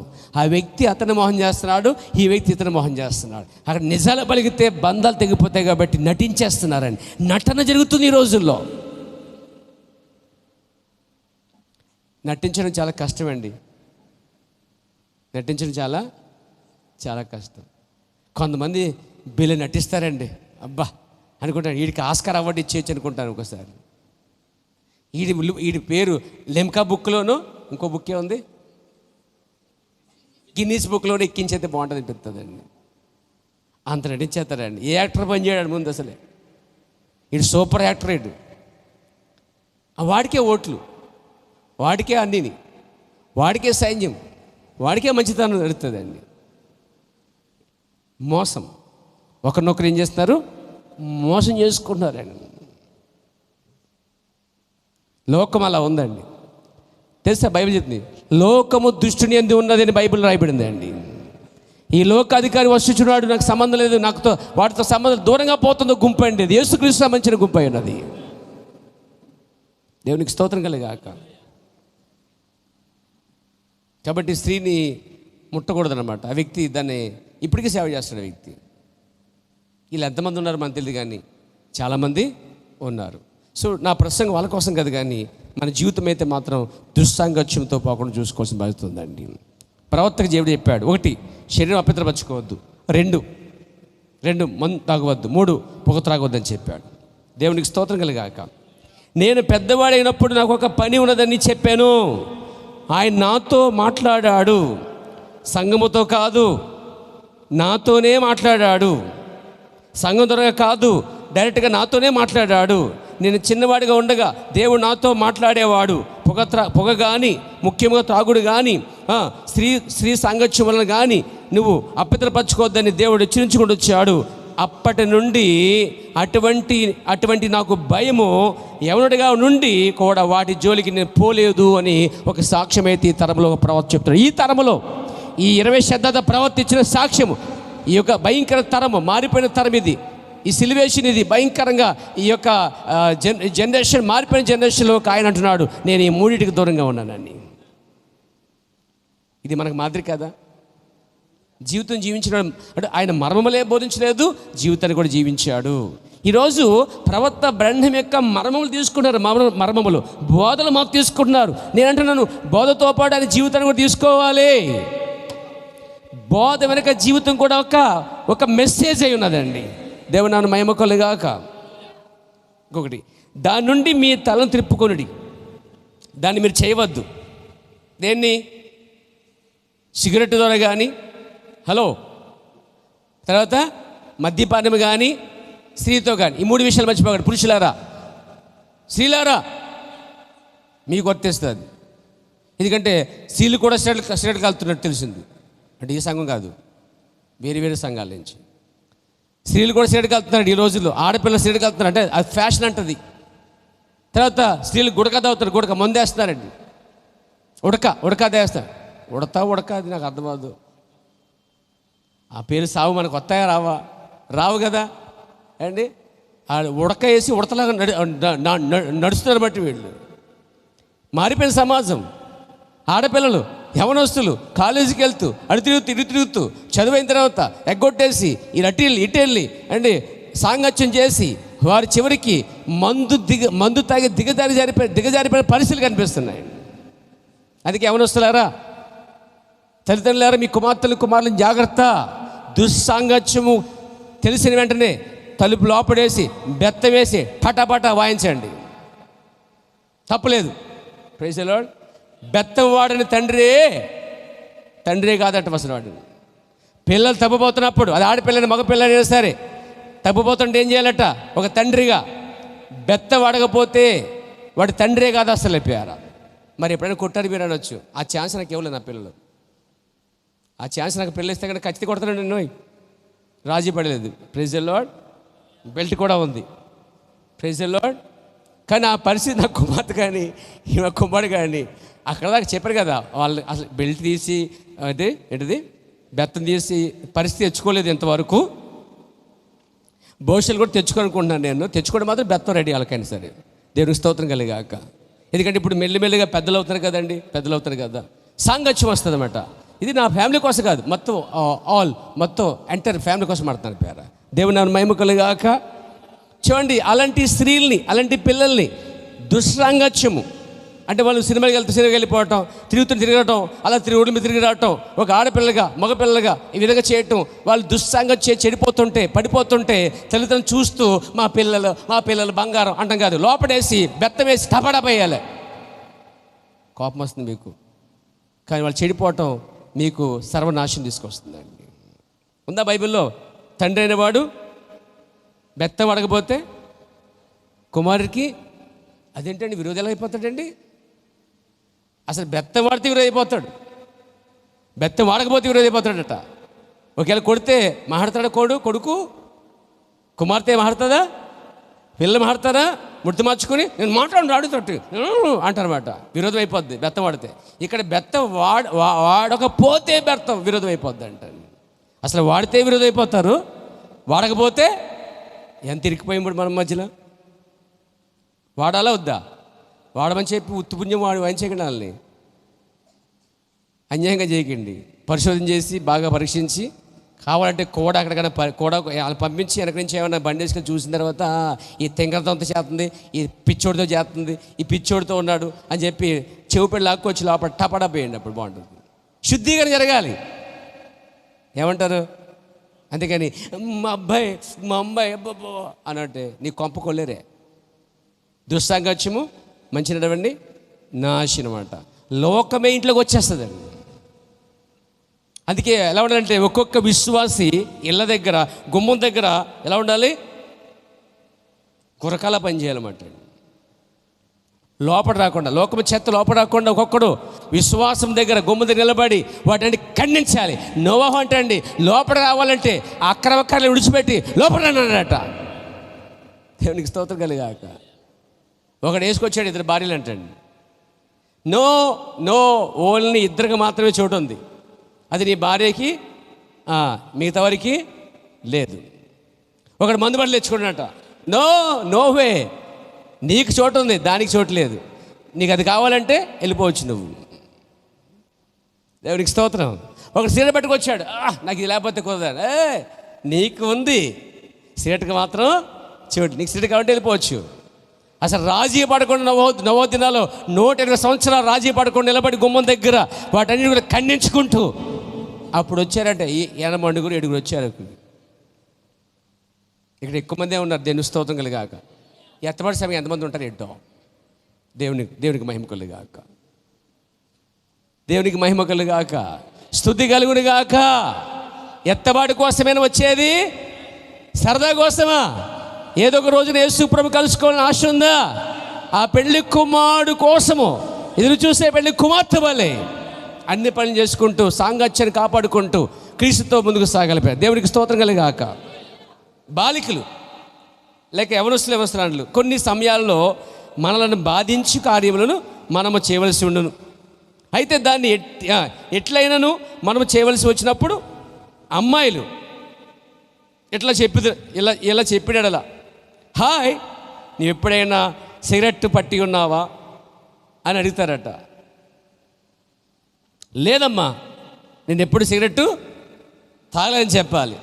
సరే ఇప్పుడు ఒకటి ప్రయత్నించు, జస్ట్ ఒకటి కాల్చు అని అమెరికా దేశంలో మాత్రం కాదు మన భారతదేశంలో కూడా ఉన్నారన్నటువంటి వాళ్ళు. అమెరికా దేశంలో ప్రవర్త కాలంలో స్త్రీలు బయట తిరిగేవారు, సిగరెట్లు కాల్చేవారు, ఏమండి పబ్బులకి వెళ్ళేవారు, తర్వాత మందు తాగేవారు, తర్వాత వ్యభిచారం కూడా చేసేవారు కొంతమంది. ఇక్కడ ఒక ప్రవర్తకి ఒక ఆమె పరిచయమైనప్పుడు ఆమె అంటుంది సిగరెట్ కాల్స్తావా అని. లేదమ్మా నేను సిగరెట్ ఎప్పుడు కూడా కాల్చలేదు అని. కొన్నిసార్లు మనం కూడా వెళ్తున్నప్పుడు కొన్ని సమయాల్లో మనల్ని బాధించే కార్యములు మనం ఎదుర్కొంటాయట. ఎలా ఎదుర్కొంటాయంటే, సిగరెట్ కాలుస్తావా? మీరు చెప్పుదురు లేదు. సరే ఇప్పుడు ఒకటి ప్రయత్నించు, నేను నీ యొక్క స్నేహితుడిని, మళ్ళీ తోటి నీ యొక్క స్నేహితుడిని, నీ ఫ్రెండ్ని నేను మోసం చేస్తానేంటాను. దీంట్లో ఏం లేదు, చక్క గుప్పి ఇదిగోదా మొక్కేసుకో, ఏదో చికెన్ మొక్కేసుకున్నట్టు ఓ గుప్పు వేసుకో అన్నమాట. అంత సీరియస్ చూస్తున్నారంటండి. అంటే మేము ఎప్పుడైనా సెడు కాల్చామా అని చూస్తున్నారు. ఏమో నేనేం చూసానా, పైన దేవుడు చూస్తాడు కాబట్టి చెప్తున్నాడు. పేరా దేవునికి స్తోత్రం కలిగాక. మేము యేసు బిడ్డలం, పరిశుద్ధులు, వధువు సంఘమై ఉన్నాం. అవును, వధు సంఘమే. అప్పుడు గుప్పితే మాత్రం ఎదో సంఘం అయిపోతావు. చచ్చికొస్తూ మారోజు బాప్తిసం వాళ్ళు ఈ సిగరెట్కి దూరంగా ఉండకపోతే మీరు మోసపడుతున్నారు. బైబిల్ చెప్తుంది, మోసపోకుడి, కళ్ళు తెరుచుకోండి, మేలుకొని పాపము చేయకుడి. దేవునికి స్తోత్రం కలిగాక. అది అయిపోయిన తర్వాత ఇంకో శ్వాస వచ్చిందట, నేను నీ స్నేహితుడిని, ఒకసారి ప్రయత్నించు అంటారట. అయితే కొద్దిగా బాధించవచ్చు. అయితే నీవు చెప్పవచ్చు, ఓ అది అక్కర్లేదు అని అనవచ్చు. అయినా వారు మళ్ళీ బలం చేసి, పర్లేదు తాగొచ్చు, పర్లేదు కొంచెం గుప్పొచ్చు, పర్లేదు నువ్వు చేయొచ్చు, ఏం కాదు, నీ స్నేహితుని. ఈ స్నేహము నిన్ను అపవిత్రపరుస్తుందంటే అలాంటి స్నేహం నీకు అవసరమా? హలో, ఈ స్నేహం నిన్ను యేసుకు దూరం చేస్తుందంటే, పవిత్ర వాక్యం దూరం చేస్తుందంటే, పరిశుద్ధ మాటలకు దూరం చేస్తుందంటే, పరిశుద్ధ సహవాసం దూరం చేస్తుందంటే, అలాంటి స్నేహం వల్ల నీకేమైనా ఉపయోగం ఉందా? సిగరెట్ ఉపయోగం ఉందా? అబ్బాయి నీవు అపవిత్రపరచడం తప్ప ఆ స్నేహం వల్ల ఏమైనా ఉపయోగం ఉందంటే, ఆ స్నేహం వల్ల నువ్వు పాడవు తప్ప వాళ్ళు బాగానే ఉంటారు. వాళ్ళు ఎలాగా మారు మనసు లేదు, వారు ఎలాగా తిరిగి జన్మించలేదు. తిరిగి జన్మించిన మారు మనసు నువ్వు అక్కడికి వెళ్తున్నావు, చేస్తున్నావు అంటే అర్థం ఏంటంటే నువ్వు నీకేదో ముప్పు, నువ్వు సాతాను ఒక ఉచ్చు ఒగ్గాడనే విషయం తెలుసుకోవాలి నువ్వు. ప్రైజ్ గాడ్, హల్లెలూయా. నెక్స్ట్ రోజు అది అయిపోయిన తర్వాత కూడా వస్తుంది. వారు అడిగినప్పుడు ఈరోజు సాయంకాలం నాతో కూడా సినిమాకి వస్తావా అనే బ్యాచ్ ఉంటుంది అన్నమాట.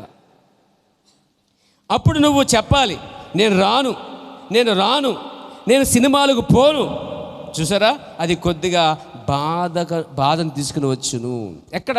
ఒక స్నేహితుల మధ్యన, ఓ స్నేహితుల మధ్యన, కొన్ని కుటుంబాల మధ్య ఏదో స్నేహం ఏర్పడుతుంది, పరిచయాలు ఏర్పడతాయి. కొంచెం ఎక్కువగా ఎమోషన్ గురవుతూ ఉంటారు, ఒకరొకరు అర్థం చేసుకుంటుంటారు. ఆ టైంలో సినిమాకి వస్తావంటారు.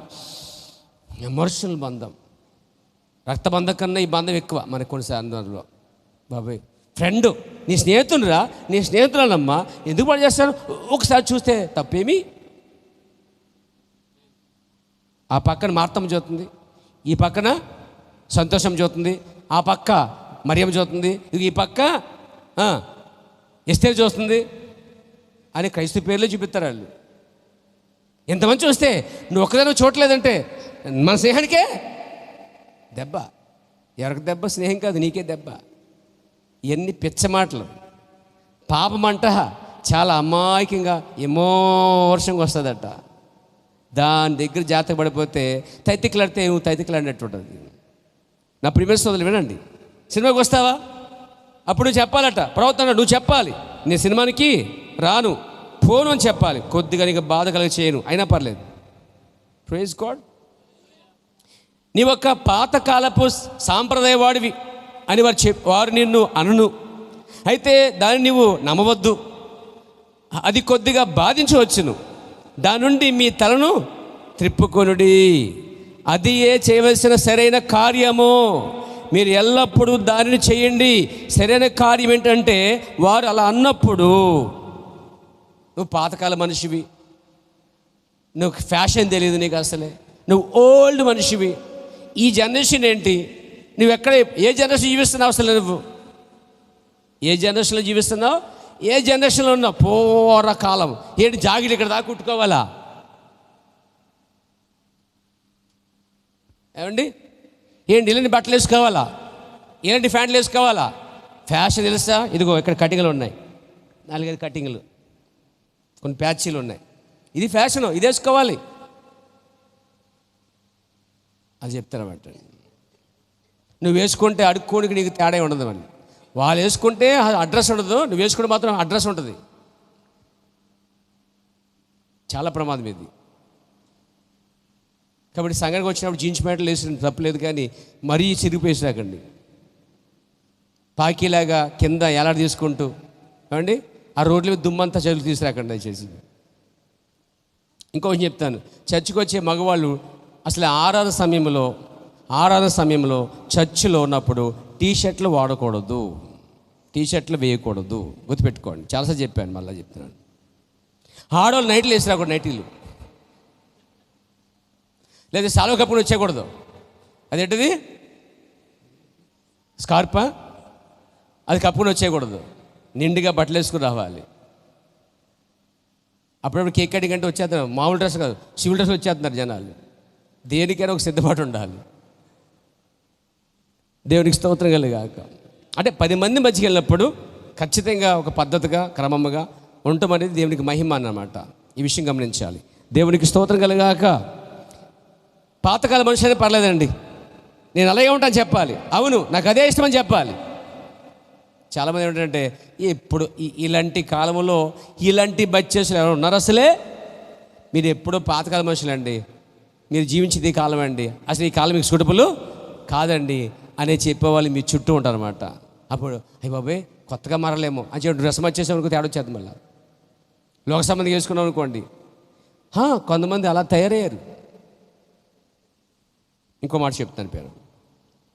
మరి ఇప్పుడు అమ్మాయిలు అబ్బాయిలు ఈ యొక్క పాత వేళ్లపై డాన్స్ చేస్తూ అటువంటి కార్యము చూస్తుండగా మీరు కూడా దాన్ని చేయవలనని వారు కోరిన ఎడల వారితో చెప్పుడి, వీలు కాదు వీలు కాదు, దాన్ని నేను చెయ్యను అని చెప్పాలటండి. అంటే ఏంటి? ఎంజాయ్మెంట్ డాన్సులు అనమాట. కొన్ని చోట్ల కేక్ కట్టింగ్లు, ఈ మధ్య కేక్ కట్టింగ్ రోడ్ల మీద పెట్టేస్తున్నారు, రోడ్ల మీద పెట్టేస్తున్నారు, బళ్ళ మీద. అంటే వాళ్ళకి వెళ్ళలే పాపం, ఇల్లు లేవనుకుంటా, వాళ్ళకి ఇల్లు లేవనుకుంటా పాపం. రోడ్ల మీద ఏమండి, అర్ధరాత్రి మూలల్లోనూ. ఇదేం పోయే కాలం అండి, కుటుంబంతో చేసుకోవడం అనేసి చక్కగా వెలుగులో చేసుకోకూడదు, చీకటిలో కరం ఏంటండి. అక్కడ పొలాలకు వెళ్ళిపోయాడు, ఎవడ పొలాలు అప్పుడు చేసుకుంటాడు. ఇదేం కరబరావు బట్టి, ఇదేం ఆత్మ అంటే ఇది ఒక రకమైన ఆత్మ ఇదండి. ఇది చక్కగా కుటుంబం మధ్య, సంఘం మధ్య అండి, పిల్లల మధ్య చేసుకుంటే ఆ ఆనందం సంతోషమే అండి. దేవునికి స్తోత్రం కలిగాక. నా ప్రియమైన సోదరుడు అంటున్నాడు ఆయన, మరి ఇప్పుడు డాన్స్ చేసేటప్పుడు డాన్సులు వేయటం, గంతులు వేయటం ఏదో ఫ్యాషన్ అనుకుంటున్నారు. తెలుసా, మన ప్రవక్త ఒకసారి ఒక రెస్టారెంట్కి వెళ్ళాడు. రెస్టారెంట్కి వెళ్తున్నప్పుడు ఆ రెస్టారెంట్లో ఒక శాండ్విచ్ తిన్నాడు అనమాట. శాండ్విచ్ తిన్నప్పుడు ఆ రెస్టారెంట్లో ఒక ఆడవిడ డాన్స్ చేస్తుంది అనమాట. క్లబ్ డాన్స్ అన్నాడు చూడండి, ఆ టైప్ అనమాట.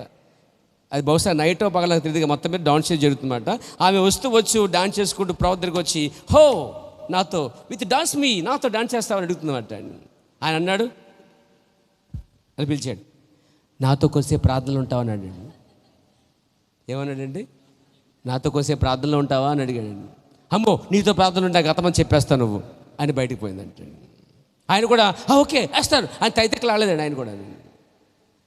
ఈరోజు వర్తమాన సంఘాల్లో విశ్వాసులు వాళ్ళు ఏమండి లోకస్తులతో కలిసి డాన్సులు వేయటం సంతోషపడటం అనేది అనుకుంటారు, కానీ అది దుస్సాంగత్యమని వారికి తెలియదు. పేరు అది చాలా సరదాగా ఉండును, అది ఎంత సరదాగా ఉన్నాను మీరు పట్టించుకునవద్దు. ఏది సరియో దాన్ని మీరు చేయండి, కావున ఏది సరైందో ఎల్లప్పుడూ దాన్నే మీరు చేయండి. ప్రవక్త అన్నాడు, ఇప్పుడు దాన్ని గుర్తు పెట్టుకోండి, దాన్ని మీరు మర్చిపోవద్దు. మీరు ఆ విధంగానే చేయవలను, మీరు వాటికి దూరంగా ఉండవలను. దేవునికి స్తోత్రం కలిగాక.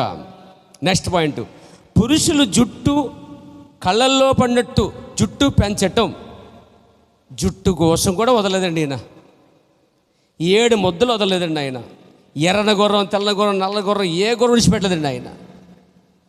ఆఖరికి ఏ వృక్షం విడిచిపెట్టలేదండి ఆయన. బైబిల్లో ఏ పెద్దను విడిచిపెట్టలేదు, ఏ సంఘ శాఖ పేరు విడిచిపెట్టలేదు ఆయన. అన్నీ చెప్పుకొచ్చాడు. ఉత్పత్తి సైన్స్ చెప్పాడు, అవునా, మెడికల్ చెప్పాడు ఆయన. Praise the lord. ప్రతి అంశం బోధించాడు.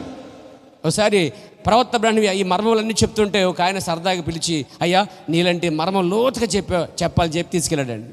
ఆయన వాక్యంలో అసలు లోతుకి వెళ్ళకుండా, మీరు డ్రెస్ సరిగా లేవు, మీ బట్టలు మంచిగా లేవు, మీరు మంచిగా వేసుకోండి, శుభ్రంగా వేసుకోండి, ఇగో పొడుగ్గా కాదు చక్కగా వేసుకోండి, పొడుగ్గా వేసుకోండి, పొట్టుకేసుకోకండి, ఆ జుట్టు కట్ చేసుకోకండి, అలంకరణలు ఏంటి ఇవే చెప్పాడండి.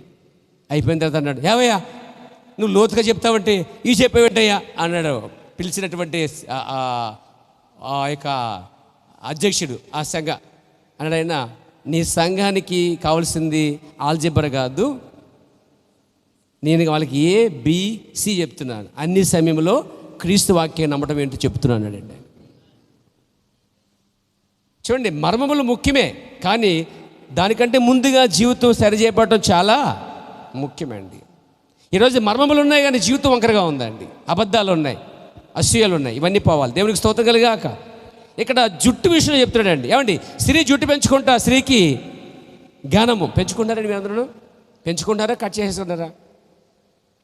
వ్యాధి పరంగా తప్ప, మెడికల్ పరంగా తప్ప స్త్రీ అన్నది కూడా తమ జుట్టును కట్ చేయకూడదు. వ్యాధి పరంగా అంటే కొంతమంది స్త్రీలకి ఆ చివరిని ఏదో ఏమవుతాయంటే 2గా 3 ఇడిపోతూ ఉంటాయంట. లేకపోతే అదే వ్యాధి పరంగా ఉన్నట్లేదు. వాటి మాత్రమే కట్ చేయాలి. దానికి కూడా భయపడాలి. అది ఏమి లేకుండా వంక కట్ చేసి ఫాస్ట్ కట్ చేసావు అనుకో, దేవుడు నిన్ను కట్ చేస్తాడు. ముందు విషయం గుర్తించాలి. దేవుడికి స్తోత్రం. స్త్రీ జుట్టు పెంచుకోవాలి, పురుషుడు జుట్టు పెంచకూడదు. బైబిల్ చెప్తుంది, ప్రవర్తనాడు. ఈ మనిషి దేవుడు సృష్టించినప్పుడు దేవుడు అతన్ని ఆత్మను వేరు చేశాను. మానవుల నుండి ఒక భాగమును, అనగా అతని ప్రక్కల నుండి ఒక భాగం తీసి స్త్రీని చేశాను. పురుషుని నుండి స్త్రీతత్వమును, రమ్యమైన ఆత్మను తీసి అందులో నుండి స్త్రీని సృజించాను. పురుషుని దీనుడిగా చేశాను, అంటే స్థూలకాయనుడిగా, బలవంతుడిగా చేశాను. పురుషుని యొక్క ఆత్మల నుండి స్త్రీని సృజించాను. మానవుని ఆయన స్త్రీతత్వము కూడా చేశాను. ఈనాడు పురుషులను చూడండి, వారిని మీరు ఏవేవో పేర్లతో పిలుచుదురు. అతని గోర్లు చూడండి, ఒక పక్క 4, ఒక పక్క 5 పొడవుగాడును. అతని జుట్టు చూడండి, అతని జుట్టు కళ్ళల్లో పడినట్లు దువ్వుచూ ఉన్నాడు. నోరు తెరుచుకొని ఏదో పెద్ద అందగాళ్ళ వల్లే మీరు కనబడుచున్నారు. గుర్తించుకోనండి సోదరి, ఆ పనిలో ఎక్కడో పొరపాటున్నది, ఎప్పుడో తప్పున్నది. వారి మీద మీరు నిగ్గు వేయట మంచిది. ఎవరి మీద నీకేమన్నాడండి? ఎవరి మీద? పురుషులు జుట్టు పెంచుకుంటారా? నీకు ఏమన్నాడు? నీకు వేస్తున్నప్పుడు నేను ఎవరో కనిపిస్తున్నారు అక్కడక్కడ. నీకు ఏమన్నాడు లేదా? వెయ్యాలా వద్దా? నీ మీద కూడా వేయాలి. జుట్టు కట్ చేసుకోవడం ఒకసారి చూడాలి. అప్పుడు జుట్టు కట్ చేసుకోవడం లేదు. చిన్న కార్యాలే జీవితం ఇక్కడ నిలబెట్టుకోవాలండి. Praise God. ఈడు జుట్టు పెంచుకున్నట్ట తనేదో అందగాళ్ళ ఫీల్ అయిపోతాడట. ఒకడు జుట్టు ఇలా వచ్చేటట్టు ఇలా అంటూ ఉంటాడు, కోడిలాగా. ఎరా జబ్బా నీకేమన్నాను? మా పాతకాలంలో మా పాత ఇంటికి ముందు అద్దెకు దిగారన్నమాట. ఇప్పుడు ఒకసారి అనమాట అద్దెకు వచ్చాను. అక్కడ ఒకడు ఉండేవాడు అనమాట. అది జుట్టు ఇలా ఉండేది, ఇలాగనేవాడండి. ఎలాగా? ఇక్కడి నుంచి ఇలాగనేవాడు. ఇలా అనొచ్చు కదా, అయిపోద్ది కదా. ఒరే మెల్ల ఎప్పెత్తేతరా, అలవాటు అయిపోయిందండి. చెత్తబాడి లాంగ్వేజ్ అది. ఏమండి, మళ్ళా కళలోకి ఎలాగా ఆ జుట్టులోని చూడాలి. అపరిచితుడే ఒక సినిమా వచ్చిందంటే అప్పుడు ఎప్పుడోను. వీడు అపరిచితుడు అన్నమాట. వీడు అంటే జుట్టు వేసుకుని సంఘాల విశ్వాసులు సాంగత్యం చేస్తే ఇలాగే తయారవుతారండి.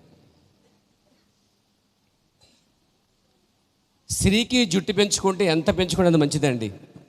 నాకు ఆ జుట్టు, ఆ స్త్రీ జుట్టు అక్కడి నుంచి కిందకంటే ఉండే బిలవును. రాత్రి మా పాపతో అంటున్నాను అనమాట, ఆరబెట్టుకుంటుంది. అమ్మ తల్లి ఆ జుట్టు కింద ఇక్కడ దాకా వచ్చేది చూడరన్నాను నేను.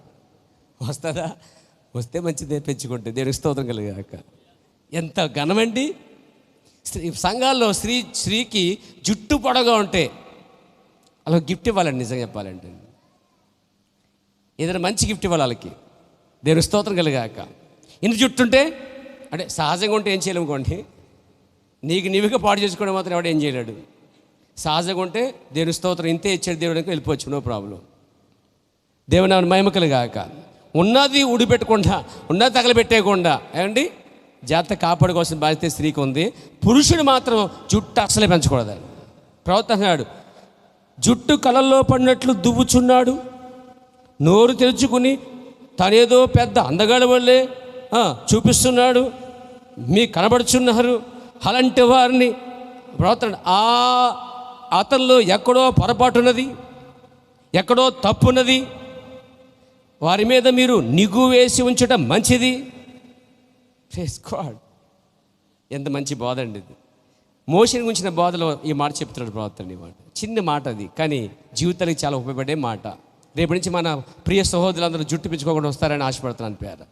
రేపు వచ్చే ఆదివారం కటింగ్, చక్కగా కటింగ్ అన్నాక ఈ మధ్యన మొత్తం ఇలా వేసేసేయండి, ఇలా గుండెకి వేసేసి ఇది మాత్రం ఉంచుతున్నారండి. ఈ దేవుడు హక్కవరా బాబు అంటే ఒకడు కట్ చేసుకుంటే నాట్లు పెట్టుకుంటాడంట. అంటే ఒకడు వేసుకుని నాట్లు వేసుకుని ఆడేడు నాట్లు వేసుకోండి, నీకెందుకు నాట్లు అంటే ఎలా తయారంటే ఎవరినో చూసి ఏదే ఫాలో అవుతున్నారు అన్నమాట. ఫాలో అవుతున్నారు. మీరు ఫాలో అవ్వాల్సింది ఫాలో జీసస్, యేసుని ఫాలో అవ్వండి. మీరు దేవునికి మహిమ కలుగునుగాక, స్తుతి కలుగునుగాక. కాబట్టి పురుషుడు గోళ్ళు పెంచొద్దు, స్త్రీ గోళ్ళు పెంచొద్దు. స్త్రీ జుట్టు పెంచవచ్చు, పురుషుడు మాత్రం జుట్టు పెంచకూడదు. ఇవి నీతి సూత్రాలు, సామాన్య విషయాలు, జీవితంలో నేర్చుకోవాల్సిన విషయాలు. దేవుని నామని మహిమ కలుగునుగాక, స్తుతి కలుగునుగాక. ఆదివారం మీరు ఎంతమంది స్నానం చేస్తున్నారండి? నాకు కొంచెం డౌటే, కొంచెం కాదు ఎక్కువే డౌట్ నాకు. ఖచ్చితంగా ఆదివారం, బుధవారం అమ్మ చర్చకు వచ్చినప్పుడు అమ్మ తల్లిలారా, అమ్మలారా, అక్కలారా, ఇలారా శుభ్రంగా రండి. దుర్వాసనతో మాత్రం మీ పక్కన కూర్చోవడం మాత్రం జీవితకాలం గుర్తుండిపోతారు మీరు. ఉన్నంతలోనే శుభ్రత. కొత్త బట్టలు వేసుకోకలేదు, ఉతుకుని బట్టలు వేసి సరిపోతుంది. అప్పుడే పాసి వేసుకొచ్చేయకు ధరించుకుని. నువ్వు శుభ్రంగా ఉండాలి, నీ గోళ్ళు కూడా శుభ్రంగా ఉండాలి, నీ జుట్టు శుభ్రంగా ఉండాలి, నువ్వు వేసుకునే బట్టలు కూడా శుభ్రంగా ఉండాలి, పక్కవాడికి వాంతి వచ్చేలా ఉండకూడదు. ఇవి సాధారణ విషయాలు. ఎందుకు ప్రవక్త వాటి కోసం మాట్లాడేస్తా?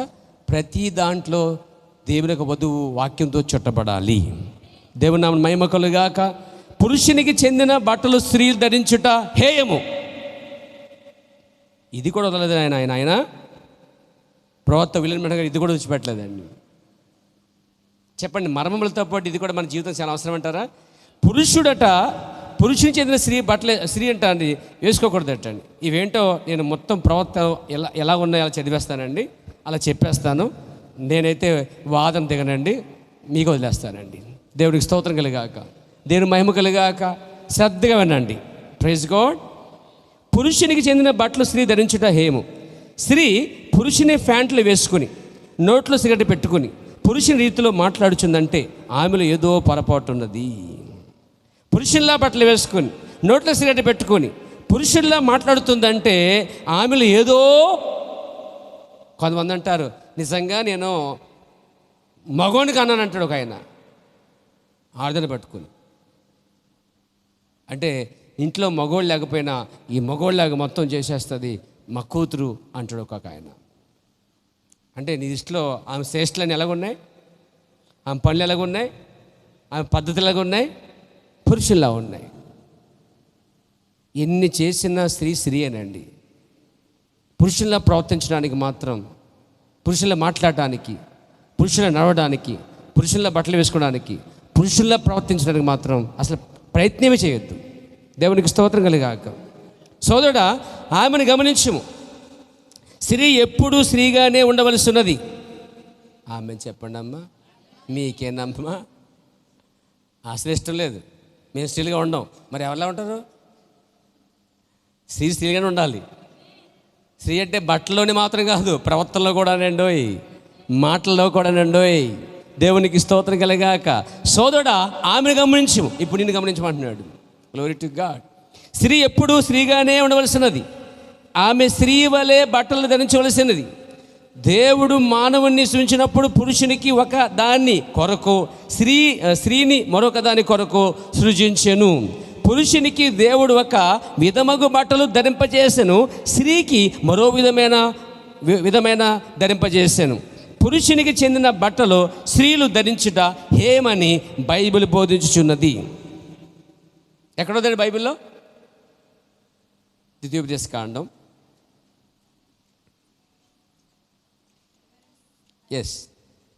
22వ అధ్యాయము 5వ వచనం. స్త్రీ పురుష వేషము వేసుకొనకూడదు, పురుషుడు స్త్రీ వేషము ధరింపకూడదు. అలాగూ చేయవారందరూ నీ దేవుడని యెహోవాకు ఎలా చేయవారు? స్త్రీలు పురుషుల వేషం వేసుకుంటే ఇదివరకు నేను ఫస్ట్ అనుకున్నమాట. చిన్నప్పుడు క్రిస్మస్లో అవి వేసినప్పుడు చిన్నప్పుడు అక్కడక్కడ చిన్నప్పుడు అక్కడక్కడ వేసినటువంటి డ్రామాలు వేసినప్పుడు కొంతమంది ఆడవాళ్ళు పురుష వేషం వేసుకున్నారు అనమాట. అదేమనుకునేవాడిని నేను.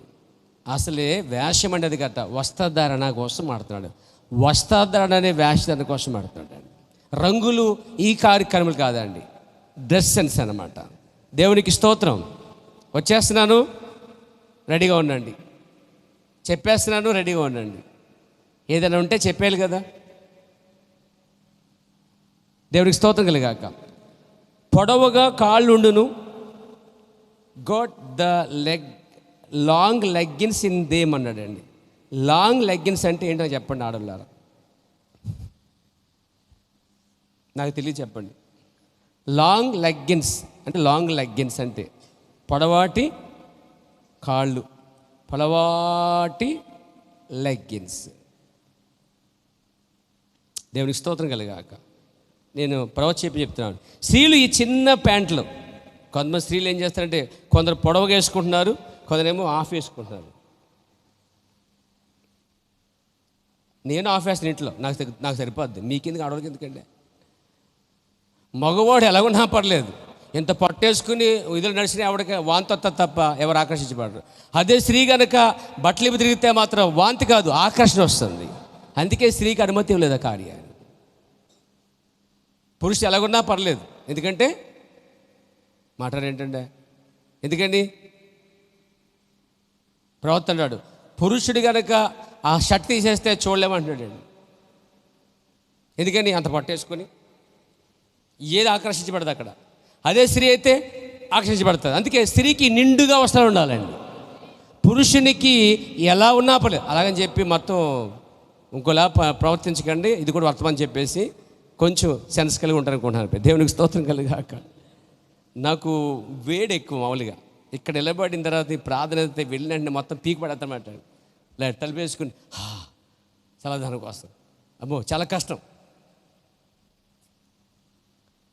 చూడండి, ఒక స్త్రీ సమాజంలో నిండుగా వస్త్రాలు వేసుకోవాల్సిన బాధ్యత ఉంది. ప్రవక్త అన్నాడు, స్త్రీలు చిన్న ప్యాంట్లు ఇంకా ఏవేవో ధరించున్నారు, వాటిని మీరేమని పిలుచుదురు? నిక్కర్స్. వాటిని వారేమని పిలుచుదురు? ఎవరో షార్ట్స్ అన్నారు, అంటే పొట్టివి అని మీరు అనుచున్నారు. ఓకే, అవి పొట్టివి కావు, పొడవగా కాళ్ళును, అవేవో పేర్లతో వాటిని పిలుచుదురు. Pedal pusher. ఏంటమ్మా పెడల్ ఫిషర్ అంటే? చెప్పండి ఏమ్మా, ఏంటమ్మా పెడల్ ఫిషర్ అంటే ఏంటమ్మా? అవి ఏంటో పాస్టర్ మాకే తెలియదు అన్నట్టు చూస్తున్నారు మరి సిస్టర్స్. ఈ కాలపిల్లకి అర్థమవుతుంది అనుకుంటా పెడల్ ఫిషర్ అంటే. దాన్ని ఇక్కడ ఇంగ్లీష్లో ఏంటంటే what is that sisters? No it is not shorts. ఇది షార్ట్ కాదు. That the long leg in the them అన్నాడు. Pedal pushers and overall them. This is for the ladies. ఇది స్త్రీలకి, ఇవి స్త్రీల కోసము అని మీరు పిలుచుదురు. కాదు, మీరు పొరబడుచున్నారు. స్త్రీలు అటువంటివి వేసుకొనరు. స్త్రీలు అనగా గౌరవం గల స్త్రీలు వేసుకొనరు, అది నిజం. అటువంటి వస్త్రము ధరించుట స్త్రీకి అవమానమని బైబిల్ చెప్పుచున్నది. మీకే దాన్ని వదిలేస్తున్నానండి. Praise the lord. ఇది కాంట్రవర్షియల్ లేక డిస్కషన్ చేయటం కానీ ఆయన ఏం చెప్పాడో అది మనం చెప్తున్నాను. దేవునికి స్తోత్రం కలిగాక. ఎవరికి ఎలా అర్థమైందో అది తీసుకోండి. బట్ అది వాక్యానుసారమైతే మీరు తెలుపులో రారు, అది వాక్యానుసారం కాకపోతే తెలుపులోకి వస్తారు. మీ లెక్క చెప్పుకోవాల్సిన బాధ్యత. దేవునికి స్తోత్రం కలిగాక, దేవుని మహిమ కలిగాక. స్త్రీకి చెందిన వస్త్రము పురుషుడు ధరించరాదు. అక్కడేమో పురుషుడి బట్టలు వేసుకోకూడదు, ఇక్కడేమో స్త్రీ బట్టలు పురుషుడు వేసుకోకూడదు. మగవారు నేడు ఆడంగివారుగా ఉన్నారు. స్త్రీలు మగతనము రోజుకు మారిపోతుంది. ఏమిటి సంగతి? బైబిల్ ద్వారా దాన్ని మనం కొద్ది నిమిషంలో చూద్దాం. స్త్రీలు ఇంకా స్త్రీలుగా లేరు. మీ క్రైస్తవ స్త్రీల గురించి నేను చెప్పడం లేదు, మామూలుగా నేను మాట్లాడుచున్నాను. వారు పురుషుని వల్లే ప్రవర్తించుకొనిచున్నారు, వారు మగవారి వల్ల ప్రవర్తించుకొనిచున్నారు, పురుషుని వల్ల జుట్టు కత్తిరించుకుంటున్నారు. ఆ విధంగా ఆ కార్ల మీద చేతులుంచి దేవుడు అమెరికాను దీవించునుగా కానీ పాడుచున్నారు. వారి నోట్లో ఒక చోట సిగరెట్ కూడా ఉంటుంది. ఇదంతా ఏంటంటే అమెరికాకు మాత్రమే కాదండి ఒత్తించేదోయ్. క్రైస్తవ స్త్రీలే రోడ్ల మీద ఉంటూ, కార్లు తిరుగుతూ, అక్కడ కాళ్ళ దగ్గర ఉంచు చెడు కాల్చుకుంటూ జీవిస్తున్నారట. పురుషుని వల్లే ప్రవర్తిస్తున్నారట. ఒక స్త్రీ పురుషుని వల్ల ప్రవర్తించకూడదు, అలాగే పురుషుడు స్త్రీ వల్ల బట్టలు వేసుకోకూడదు. Glory to God. నేను యవనస్తుడై తర్వాత అందరి వల్లే యవన పురుషులకు ఆలోచన నాకు ఉండెను. బడికి వెళుతున్న యవన బాలికను నేను చూశాను, అది మీకు తెలుసు. నాకు చాలా సిగ్గు. ఎవరికి? ప్రవక్త గారికి. అందరూ చిన్న బాలుల వల్లే. ఎలాగైతే నాకు ఒక చిన్న అమ్మాయి స్నేహితురాలు దొరికినది, ఈయనకు కూడా దొరికిందండి. సుమారు ఆమెకు 15 సంవత్సరాలు నేను అనుకుంటున్నాను. ఆమె అందంగా ఉన్నది. ఆమె కళ్ళు పావురపు కళ్ళు వలె ఉన్నవి. ఆమె పళ్ళు ముత్యాల వలె ఉన్నాయి. ఆమె మెడ హంస మెడ వలె ఉన్నది. ఆమె నిజంగా అందంగా ఉన్నది. ఆ అమ్మాయిలతో కారుతో కలిసి షికారులటకు ఒక తారీఖు నిర్ణయించుకున్నాం. ఒక యవనస్తులు ఎలాగైతే ఉంటారో ప్రవక్త యవన కాలంలో కూడా అదే ఆకర్షణ ఉన్నగాను తప్పు పాపం అయితే చేయలేదు. అంచు దాకైతే వచ్చాడు, కానీ అంచు నుంచి ఒక స్వరం గద్దించగా అతడు వేరు చేయబడ్డాడు. దేవుడు అతను బలంగా వాడుకోగలిగాడు. పేరా దేవుడు నాన్న మహిమ కలుగాక. స్కూల్ సమయంలోనే 15 సంవత్సరాల యవ్వన బాలికని కనుగొన్నట. అంటే మొదటి ప్రియురాలు, ప్రేమికురాలు. ఎవరికి? విలియం బ్రాంహంకి. ఏ సమయంలో? యవ్వన కాలములో 16-17 సంవత్సరాల వయసులో ఉన్నప్పుడు. అంటే నేను తప్పు చేయమని ప్రోత్సహించట్లే. ఒక మానవ జీవితము కూడా సందర్భాల్లో ఎంత పవిత్రంగా ఉన్నా కానీ ఎక్కడో చోట సాంగత్యాన్ని బట్టి, నా అంశం అది, సాంగత్యం బట్టి మంచితనం పోద్ది. ఈ విషయంలో ప్రవక్త దగ్గర నేర్చుకునే సబ్జెక్టు ఉంది. దేవుని నామమున కలుగాక, స్తుతి కలుగుగాక. సరే, ఒక రోజున కుర్రలతో కలిసి ఒక కారు తీసుకొని షికారుకు బయలుదేరానండి. మరో చిన్నవాడు, అతడు నేను స్నేహితులం కనుక మేము అతని నాన్న యొక్క పాత టీపాట్ కారు సిద్ధం చేసుకొని, మళ్ళీ కారు లేదు కదా వీళ్ళకి, ఆ అమ్మాయిలతో కారులో కలిసి షికారుకి వెళ్ళట ఒక తారీఖు నిర్ణయించుకున్నాం. ఆ విధంగా వారితో కలిసి షికారు వెళ్ళటకు ఆ కారును కావలసినంత పెట్రోలు నింపుకున్నాం. అయితే నేను చాలా బాగా ఆనందంగా ఉన్నాను. ఎవరో? మన ప్రవక్త గారు. అంటే యవ్వన కాలంలో కొన్ని సందర్భాల్లో ఎంత నీతిగా ఒక స్వరం పడుస్తున్నా, ఎంత మంచిగా ఉన్నా, దుష్ట సాంగత్యం మంచి నడవని ఏం చేస్తుంది? ఇది ఒక మాదిరి తీసుకోండి. ఇప్పుడు ప్రవర్తన చెడిపోకుండా ఉండడానికి వాక్యము స్వరము కాపాడిందంటూ చెప్తున్నాను పేరు నేను. దేవుని నామమున మహిమ కలుగునుగాక, స్తుతి కలుగునుగాక. ఆయనకి మన వల్లే ఆయనకి కూడా శోధనలు వచ్చాయి, మన వల్లే ఆయనకి కూడా సాంగత్యాలు ఉన్నాయి. కానీ ఆయన తప్పు చేయకుండా దేవుని కృపని కాపాడినది. సరే, అందరూ కలిపి చక్కగా మొత్తం పెట్రోల్ ట్యాంక్ ఫుల్ చేసేసారండి. చక్కగా మరి ఎంతమంది ఉన్న సంఖ్య ఏదో అందులో మన ప్రవక్త ఉన్నాడు, ఒక అంశమేడ పావురం ఒకటి ఉందన్నమాట. ఆ ఇద్దరి కోసం చెప్తాను నేనండి. మిగతా ఎంతమంది ఉన్న తర్వాత విషయం అది. మొత్తం అందరూ కలిపి ఏం చేస్తారని వీళ్ళు చక్కగా ఓ టూ వీలర్ అనమాట, ఏదో టూ వీలర్ ఈయనకి నచ్చింది, ఇష్టపడ్డాడు, అందంగా ఉంది, అంశ మెడలా ఉంది, చక్కగా పావురం ఉన్నాయి, పై వర్ణించాడు కదా, పళ్ళు ముత్యాలు ఉన్నాయి, కళ్ళు నక్షత్రాలు ఉన్నాయి వర్ణించాడు. కాబట్టి ఆయన కూడా చక్కగా వాళ్ళతో పాటు సంతోషంగా కొంత దూరం వెళ్ళారనమాట అండి. ప్రవక్త అంటున్నాడు, ఆ చిన్న పావురం అంటే నా స్నేహితురాలు ఒక సిగరెట్ తాగిచ్చున్నది. ఇది బాగుంది. ఇక్కడ ఈ సందర్భం ఏంటంటే, కారులో వెళ్తుండే ఒక చోట ఆగి డ్రింక్ కోసం బయటికి వెళ్ళారంట అండి. ఏదో కోకోకోలా సంథింగ్ తీసుకున్నారు. ఈయన అంటాడు, నా దగ్గర నలుగురికి కొనే ఆస్తి అయితే ఉంది, నేను నలుగురు కొనగలంత ధనవంతుడిని. మోస్తాను డబ్బులు అనుకోండి, అంతలో ధనవంతుడు ఆయన. నలుగురు కొనగలనంటే ధనవంతుని చెప్పేసి నలుగురు కొనేసి ఇప్పించేసి తాగించిన తర్వాత ఖాళీ బాటిల్ ఇత్తకెళ్ళి వచ్చేటప్పుడు ఈ లోపల ఏం చేస్తే కారులో వేస్తా ఈ మెడ గల అమ్మాయి, ఈ పావురు ముత్యాలు గల కళ్ళు ఈ అమ్మాయి సిగరెట్ కాల్చేస్తుందండి. ఇదే ఫస్ట్ టైం ఆయన చూడటం. ఆయన దాన్ని చూసి బెత్తరపేయడమంటండి. అంటే నా జేబులో కొద్దిగా నిక్కిల్ డబ్బున్నవి, మేము ఒక చిన్న స్థలంలో ఆగాం, నీ ఒక నిక్కిల్ తోడ మాంసపు కొద్ది రొట్టె ముక్కను కొంచెం డ్రింక్ తీసుకున్నాను. ఇప్పుడు నేను ధనవంతుడిని, ఎందుకంటే ఆ నలుగురికి ఆ రొట్టె ముక్కలు ఇవ్వాలంట డబ్బు నా దగ్గర ఉంది. మేము రొట్టె ముక్కలు తినచ్చు, కొక్కు త్రాగుతూ నేను ఆ సీసాలను వెనక్కి తీసుకున్నాను. నాకు ఆశ్చర్యం కలిగినది, నేను బయటికి వచ్చిన తర్వాత స్త్రీలు మెల్లగా ఎలా ఉన్నారంటే కృప నుండి తొలగిపోతున్న కాలం అది, స్త్రీలుగా జీవించే మంచి సంస్కారము నుండి తొలగిపోతున్న కాలం అది. ఆ చిన్న పావురం నా స్నేహితురాలు ఒక సిగరెట్ తాగుతున్నది. నాకు ఒక్కటి ఆశ్చర్యం కలిగించినది. మరి ఆశ్చర్యం మీద ఆ అందమైన బహు హుషారైన అమ్మాయి ఈ సిగరెట్ ఆమె చేతిలో ఉండుట నేను చూచినప్పుడు అది నన్ను చంపినంతగా చేసినది. మరి ప్రేమ కదా, ఎందుకంటే నేను ఆమెను ప్రేమించానని నిజంగా అనుకుంటున్నాను. బై మిస్టేక్ అనమాట. బై మిస్టేక్లో ప్రవర్తన జీవితం కూడా జరిగిందండి. పాపం అయితే చేయలేదు, ఇష్టపడ్డాడు ఈమెతో. ఈమెతో అంటే డేటింగ్ కాదండి, పెళ్లి చేసుకోవాలనుకుంటున్నాడండి ఆయన. ఈ రోజుల్లో అమ్మాయిలు అంటే 4 రోజులు తిరిగేసి పెళ్లి కాకముందు, ఈ మధ్యన ఏంటంటే పెళ్లి కాకముందు డేటింగ్ అంటండి. అబ్బాయి అబ్బాయి తిరిగేసి చట్టాపట్టాపడి తిరిగేసి అంతా అన్నీ అయిపోయిన తర్వాత నచ్చితే పెళ్ళి, లేకపోతే ఇంకో పెళ్ళి అంటాడు. చిచ్చి చిచ్చి చిచ్చి. స్త్రీ నీతి గల స్త్రీ దిగజారిపోయింది, పురుషుడు దిగజారిపోయాడు. అంటే అక్కడ అసలు జన్యునే లేదు, అక్కడ అసలే శీలమే లేదు, అక్కడ శరీరం యొక్క విలువే లేకపోయింది ప్యారా. అలాంటి దినాలు జీవిస్తున్నాం మనం కూడా. అప్పుడు ప్రవర్త కాలం కూడా అదేనండి. అలాంటి సమయంలో సరైనది అనుకున్నప్పుడు ఈమె ఏం చేస్తుంది? వ్యభిచారం చేయట్లే, సిగరెట్ మాత్రం కాలుస్తుంది. కానీ ప్రవర్త దాన్ని కూడా ఇష్టపడలేదు ప్యారా కార్యాన్ని. ప్రభు నాను మహిమ కలుగును గాక. ఆమేన్. నేను స్త్రీ ద్వేషకుడు అని పిలుచున్నాను. మీకు తెలుసా? ఎందుకనగా నేను ఎల్లప్పుడూ ఆ విషయం గురించి స్త్రీలకు విరోధంగా చెప్పుచున్నాను. సోదరులారా, మీకు విరోధిని కాను, కానీ నేను నవనాగరికత నిండిన స్త్రీల అలవాట్లకు వ్యతిరేకిని. అవును, అది నిజమే. మంచి స్త్రీలకు నేను అలా వ్యతిరేకని కాదని చెప్తున్నాడు. ఆమె అడిగింది, బిల్లి నీకు సిగరెట్ కావాలా?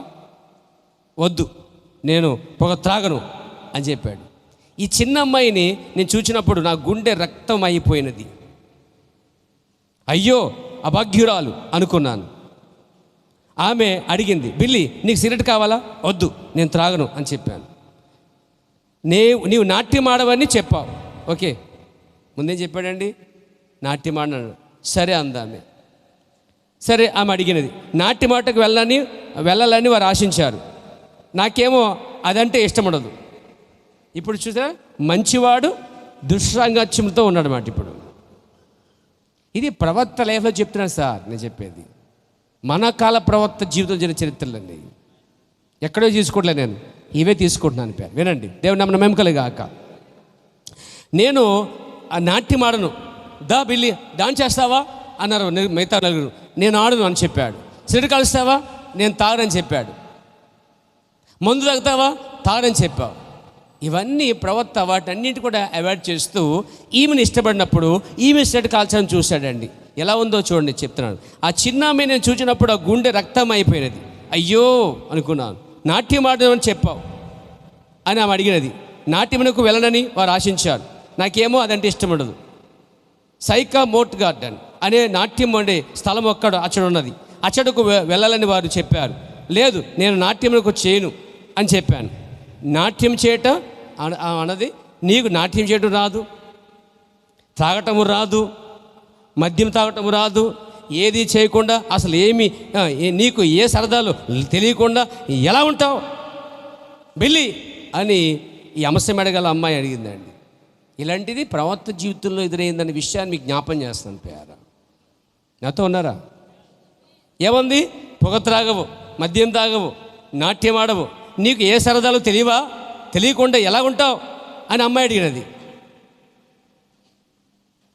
అంటే ఎలాంటి అమ్మాయిని సెలెక్ట్ చేసుకున్నాడంటే ఆమె సరైనది కాదు. దేవుడు చూపించింది కూడా కాదు, జస్ట్ అట్రాక్షన్ అంతే. అక్కడ దేవుడు లేడు వాళ్ళ మధ్య, దర్శనం కాలాలు ఏం లేవు, జస్ట్ అట్రాక్షన్ అంతే. అప్పుడు ఏమంటే వారు చేపలు పట్టకు, వేటాడటకు వంటివి నేను ఇష్టపడుతును. మరి ఏమి ఇష్టమన్నాడంటే ఏమన్నాడైనా? చేపలు పట్టడం, వేటాడటం నాకు ఇష్టమన్నాడు. పగపగ నవ్విందండి. సిగరెట్ కాల్చు, మందు తాగు, నాట్యమాడవు, ఏమి చేయవు, ఏ సరదాగా ఉండవు, ఎందుకై నువ్వు? అమ్మా నువ్వు అంటే నాకు ఇష్టమే, కానీ సిగరెట్ ఇష్టం లేదు, మందు ఇష్టం లేదు, ఇంకా ఇలా తిరగటం ఇష్టం లేదు, వచ్చింది నీకోసం అసలు నేను. ఎలాంటి పరిస్థితులు ఎదుర్కొన్నాడు మన ప్రవర్త గారండి. మరి ఏమి ఇష్టమైంది నీకు? చేపలు ఆడటం ఇష్టం, చేపలు పట్టడం ఇష్టం, అరణ్యంలో వేటాడటం ఇష్టం అన్నాడండి. ఈయన టేస్ట్కి ఆమె టేస్ట్కి ఎక్కడ సింకు అవ్వట్లే. మనం ఏం చేస్తాం? పర్లేదు, నువ్వు అందంగా ఉన్నావు, నువ్వు నచ్చేసావు, నువ్వు ఎలా ఉన్నా పర్లేదు, నీ పెళ్లి చేసేసుకుంటాను. ప్రవర్త ఇక్కడ రాజీ పళ్ళు చూసారా? యవనస్తులకి చక్కటి స్ట్రాంగ్ డోస్ అండి ఇది పేరు. అతడు ఇష్టపడి గుండె పగిలంత పరిస్థితి వచ్చిన ఆమె సిగరెట్ కాల్చినప్పుడు గుండె నీరైపోతున్నా కానీ నిజంగా ప్రేమించింది కాబట్టి అనిపించింది. తన ప్రేమను కూడా వాక్య నిమిత్తము విడిచిపెట్టిన వాడే ఈ యవ్వన ప్రవక్త అయి ఉన్నాడు. దేవునికి స్తోత్రం కలుగాక. ఇవి దేవుని సంతోషపెట్టవు, ఇది నాకు సంతోషం కానీ దేవుని సంతోషం అని చెప్పేసి విడిచిపెట్టేశాడు ఆమెను పేరా. ఈరోజు అలాంటి ఎవరు ఉన్నారా? నువ్వు నీతిమంతురాలు అయితే, నువ్వు ఎన్నుకున్న వ్యక్తులు స్త్రీ పురుషులు శరీర లోక సంబంధాలు అయితే సాంగత్యం నుంచి నువ్వు పూర్తిగా వేరైపోవాలి. మీరు ఇంకా మంచిది వివాహం చేసుకోలే, దేవుడు కృపదర తప్పించాడు. దేవుడు నమ్మని మహిమకలు గాక. అదే ఆ స్త్రీ ఆ సిగరెట్ ఆ మందు లేకుండా నీతిగా పవిత్రంగా ఉన్నట్లయితే ఖచ్చితంగా ఆయన చేసుకుని ఉండేవాడా?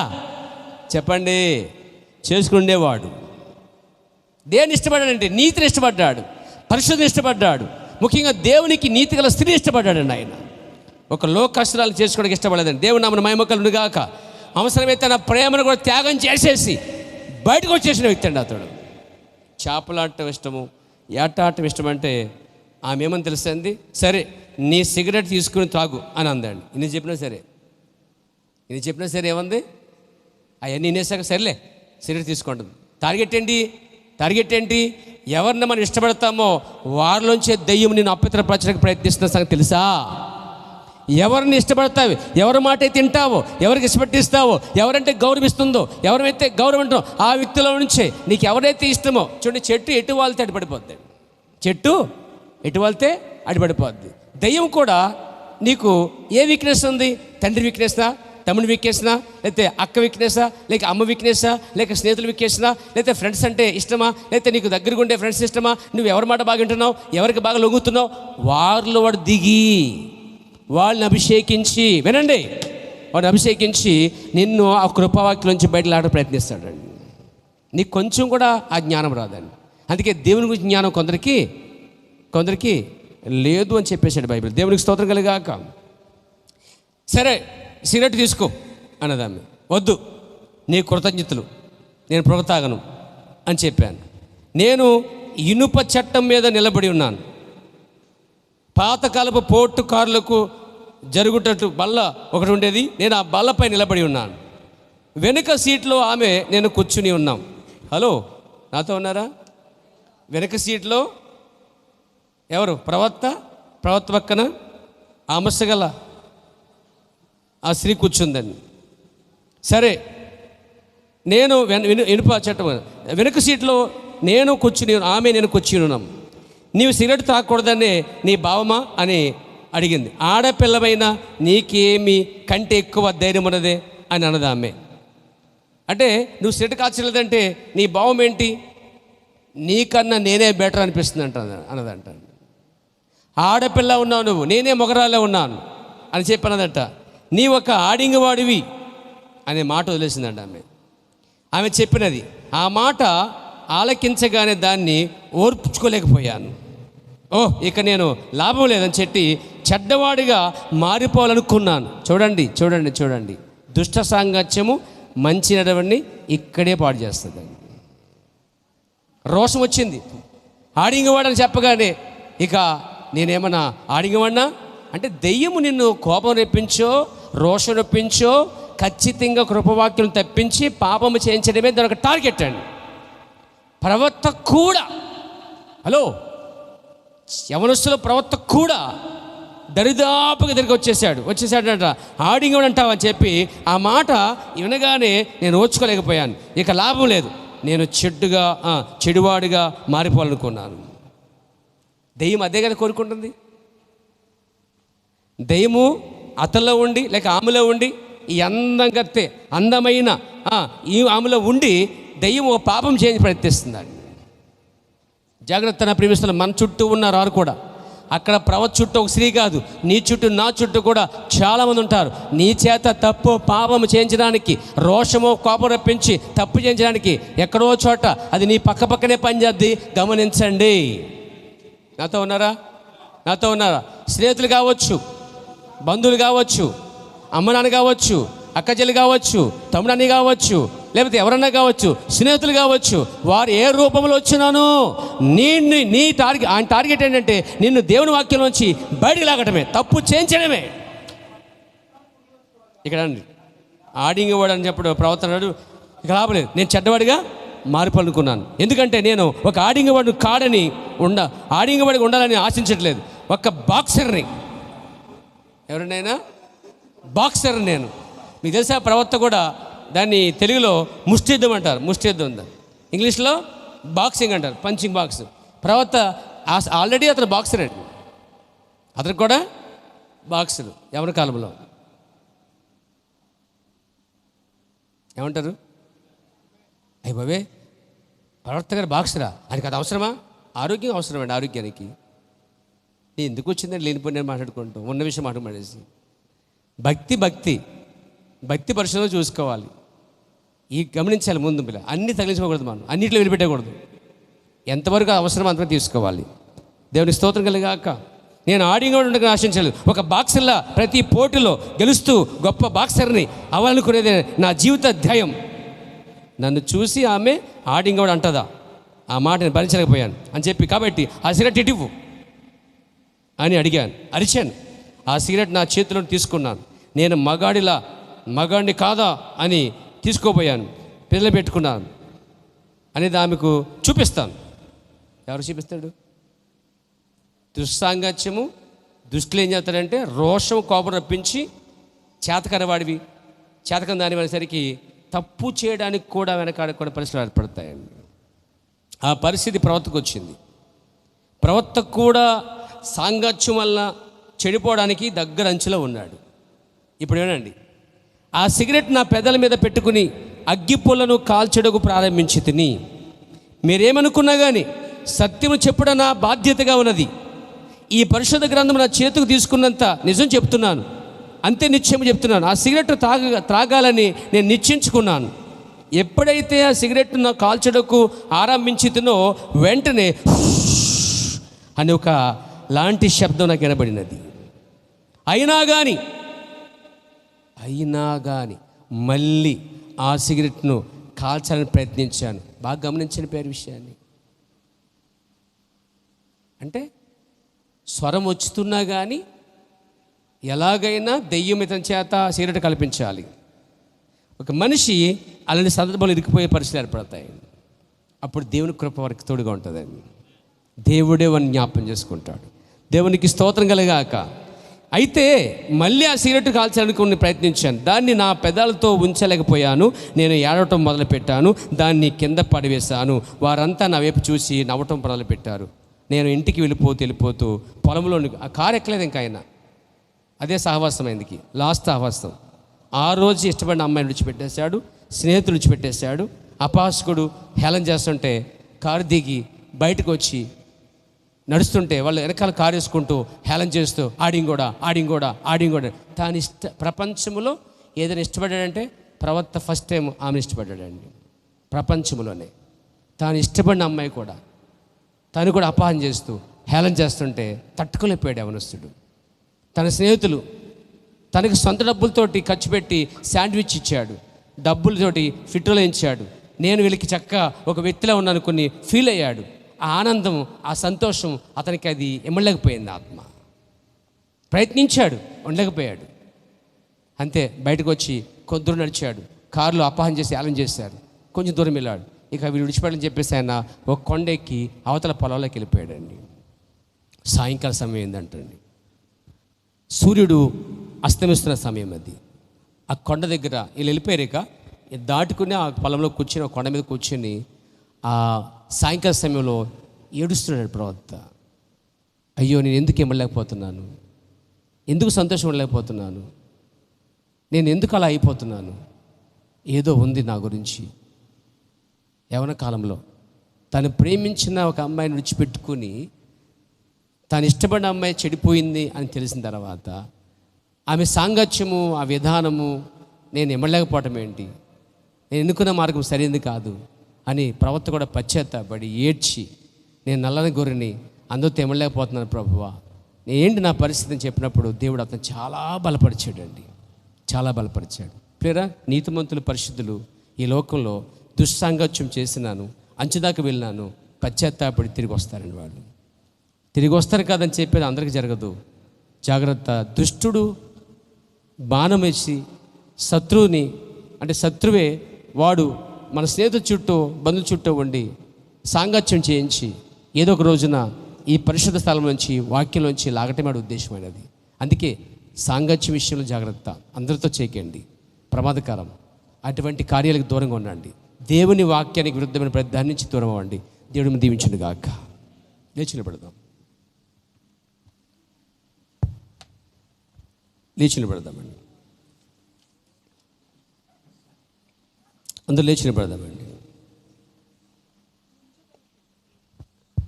కళ్ళు మూసుకుందాం, చేతులపై గడ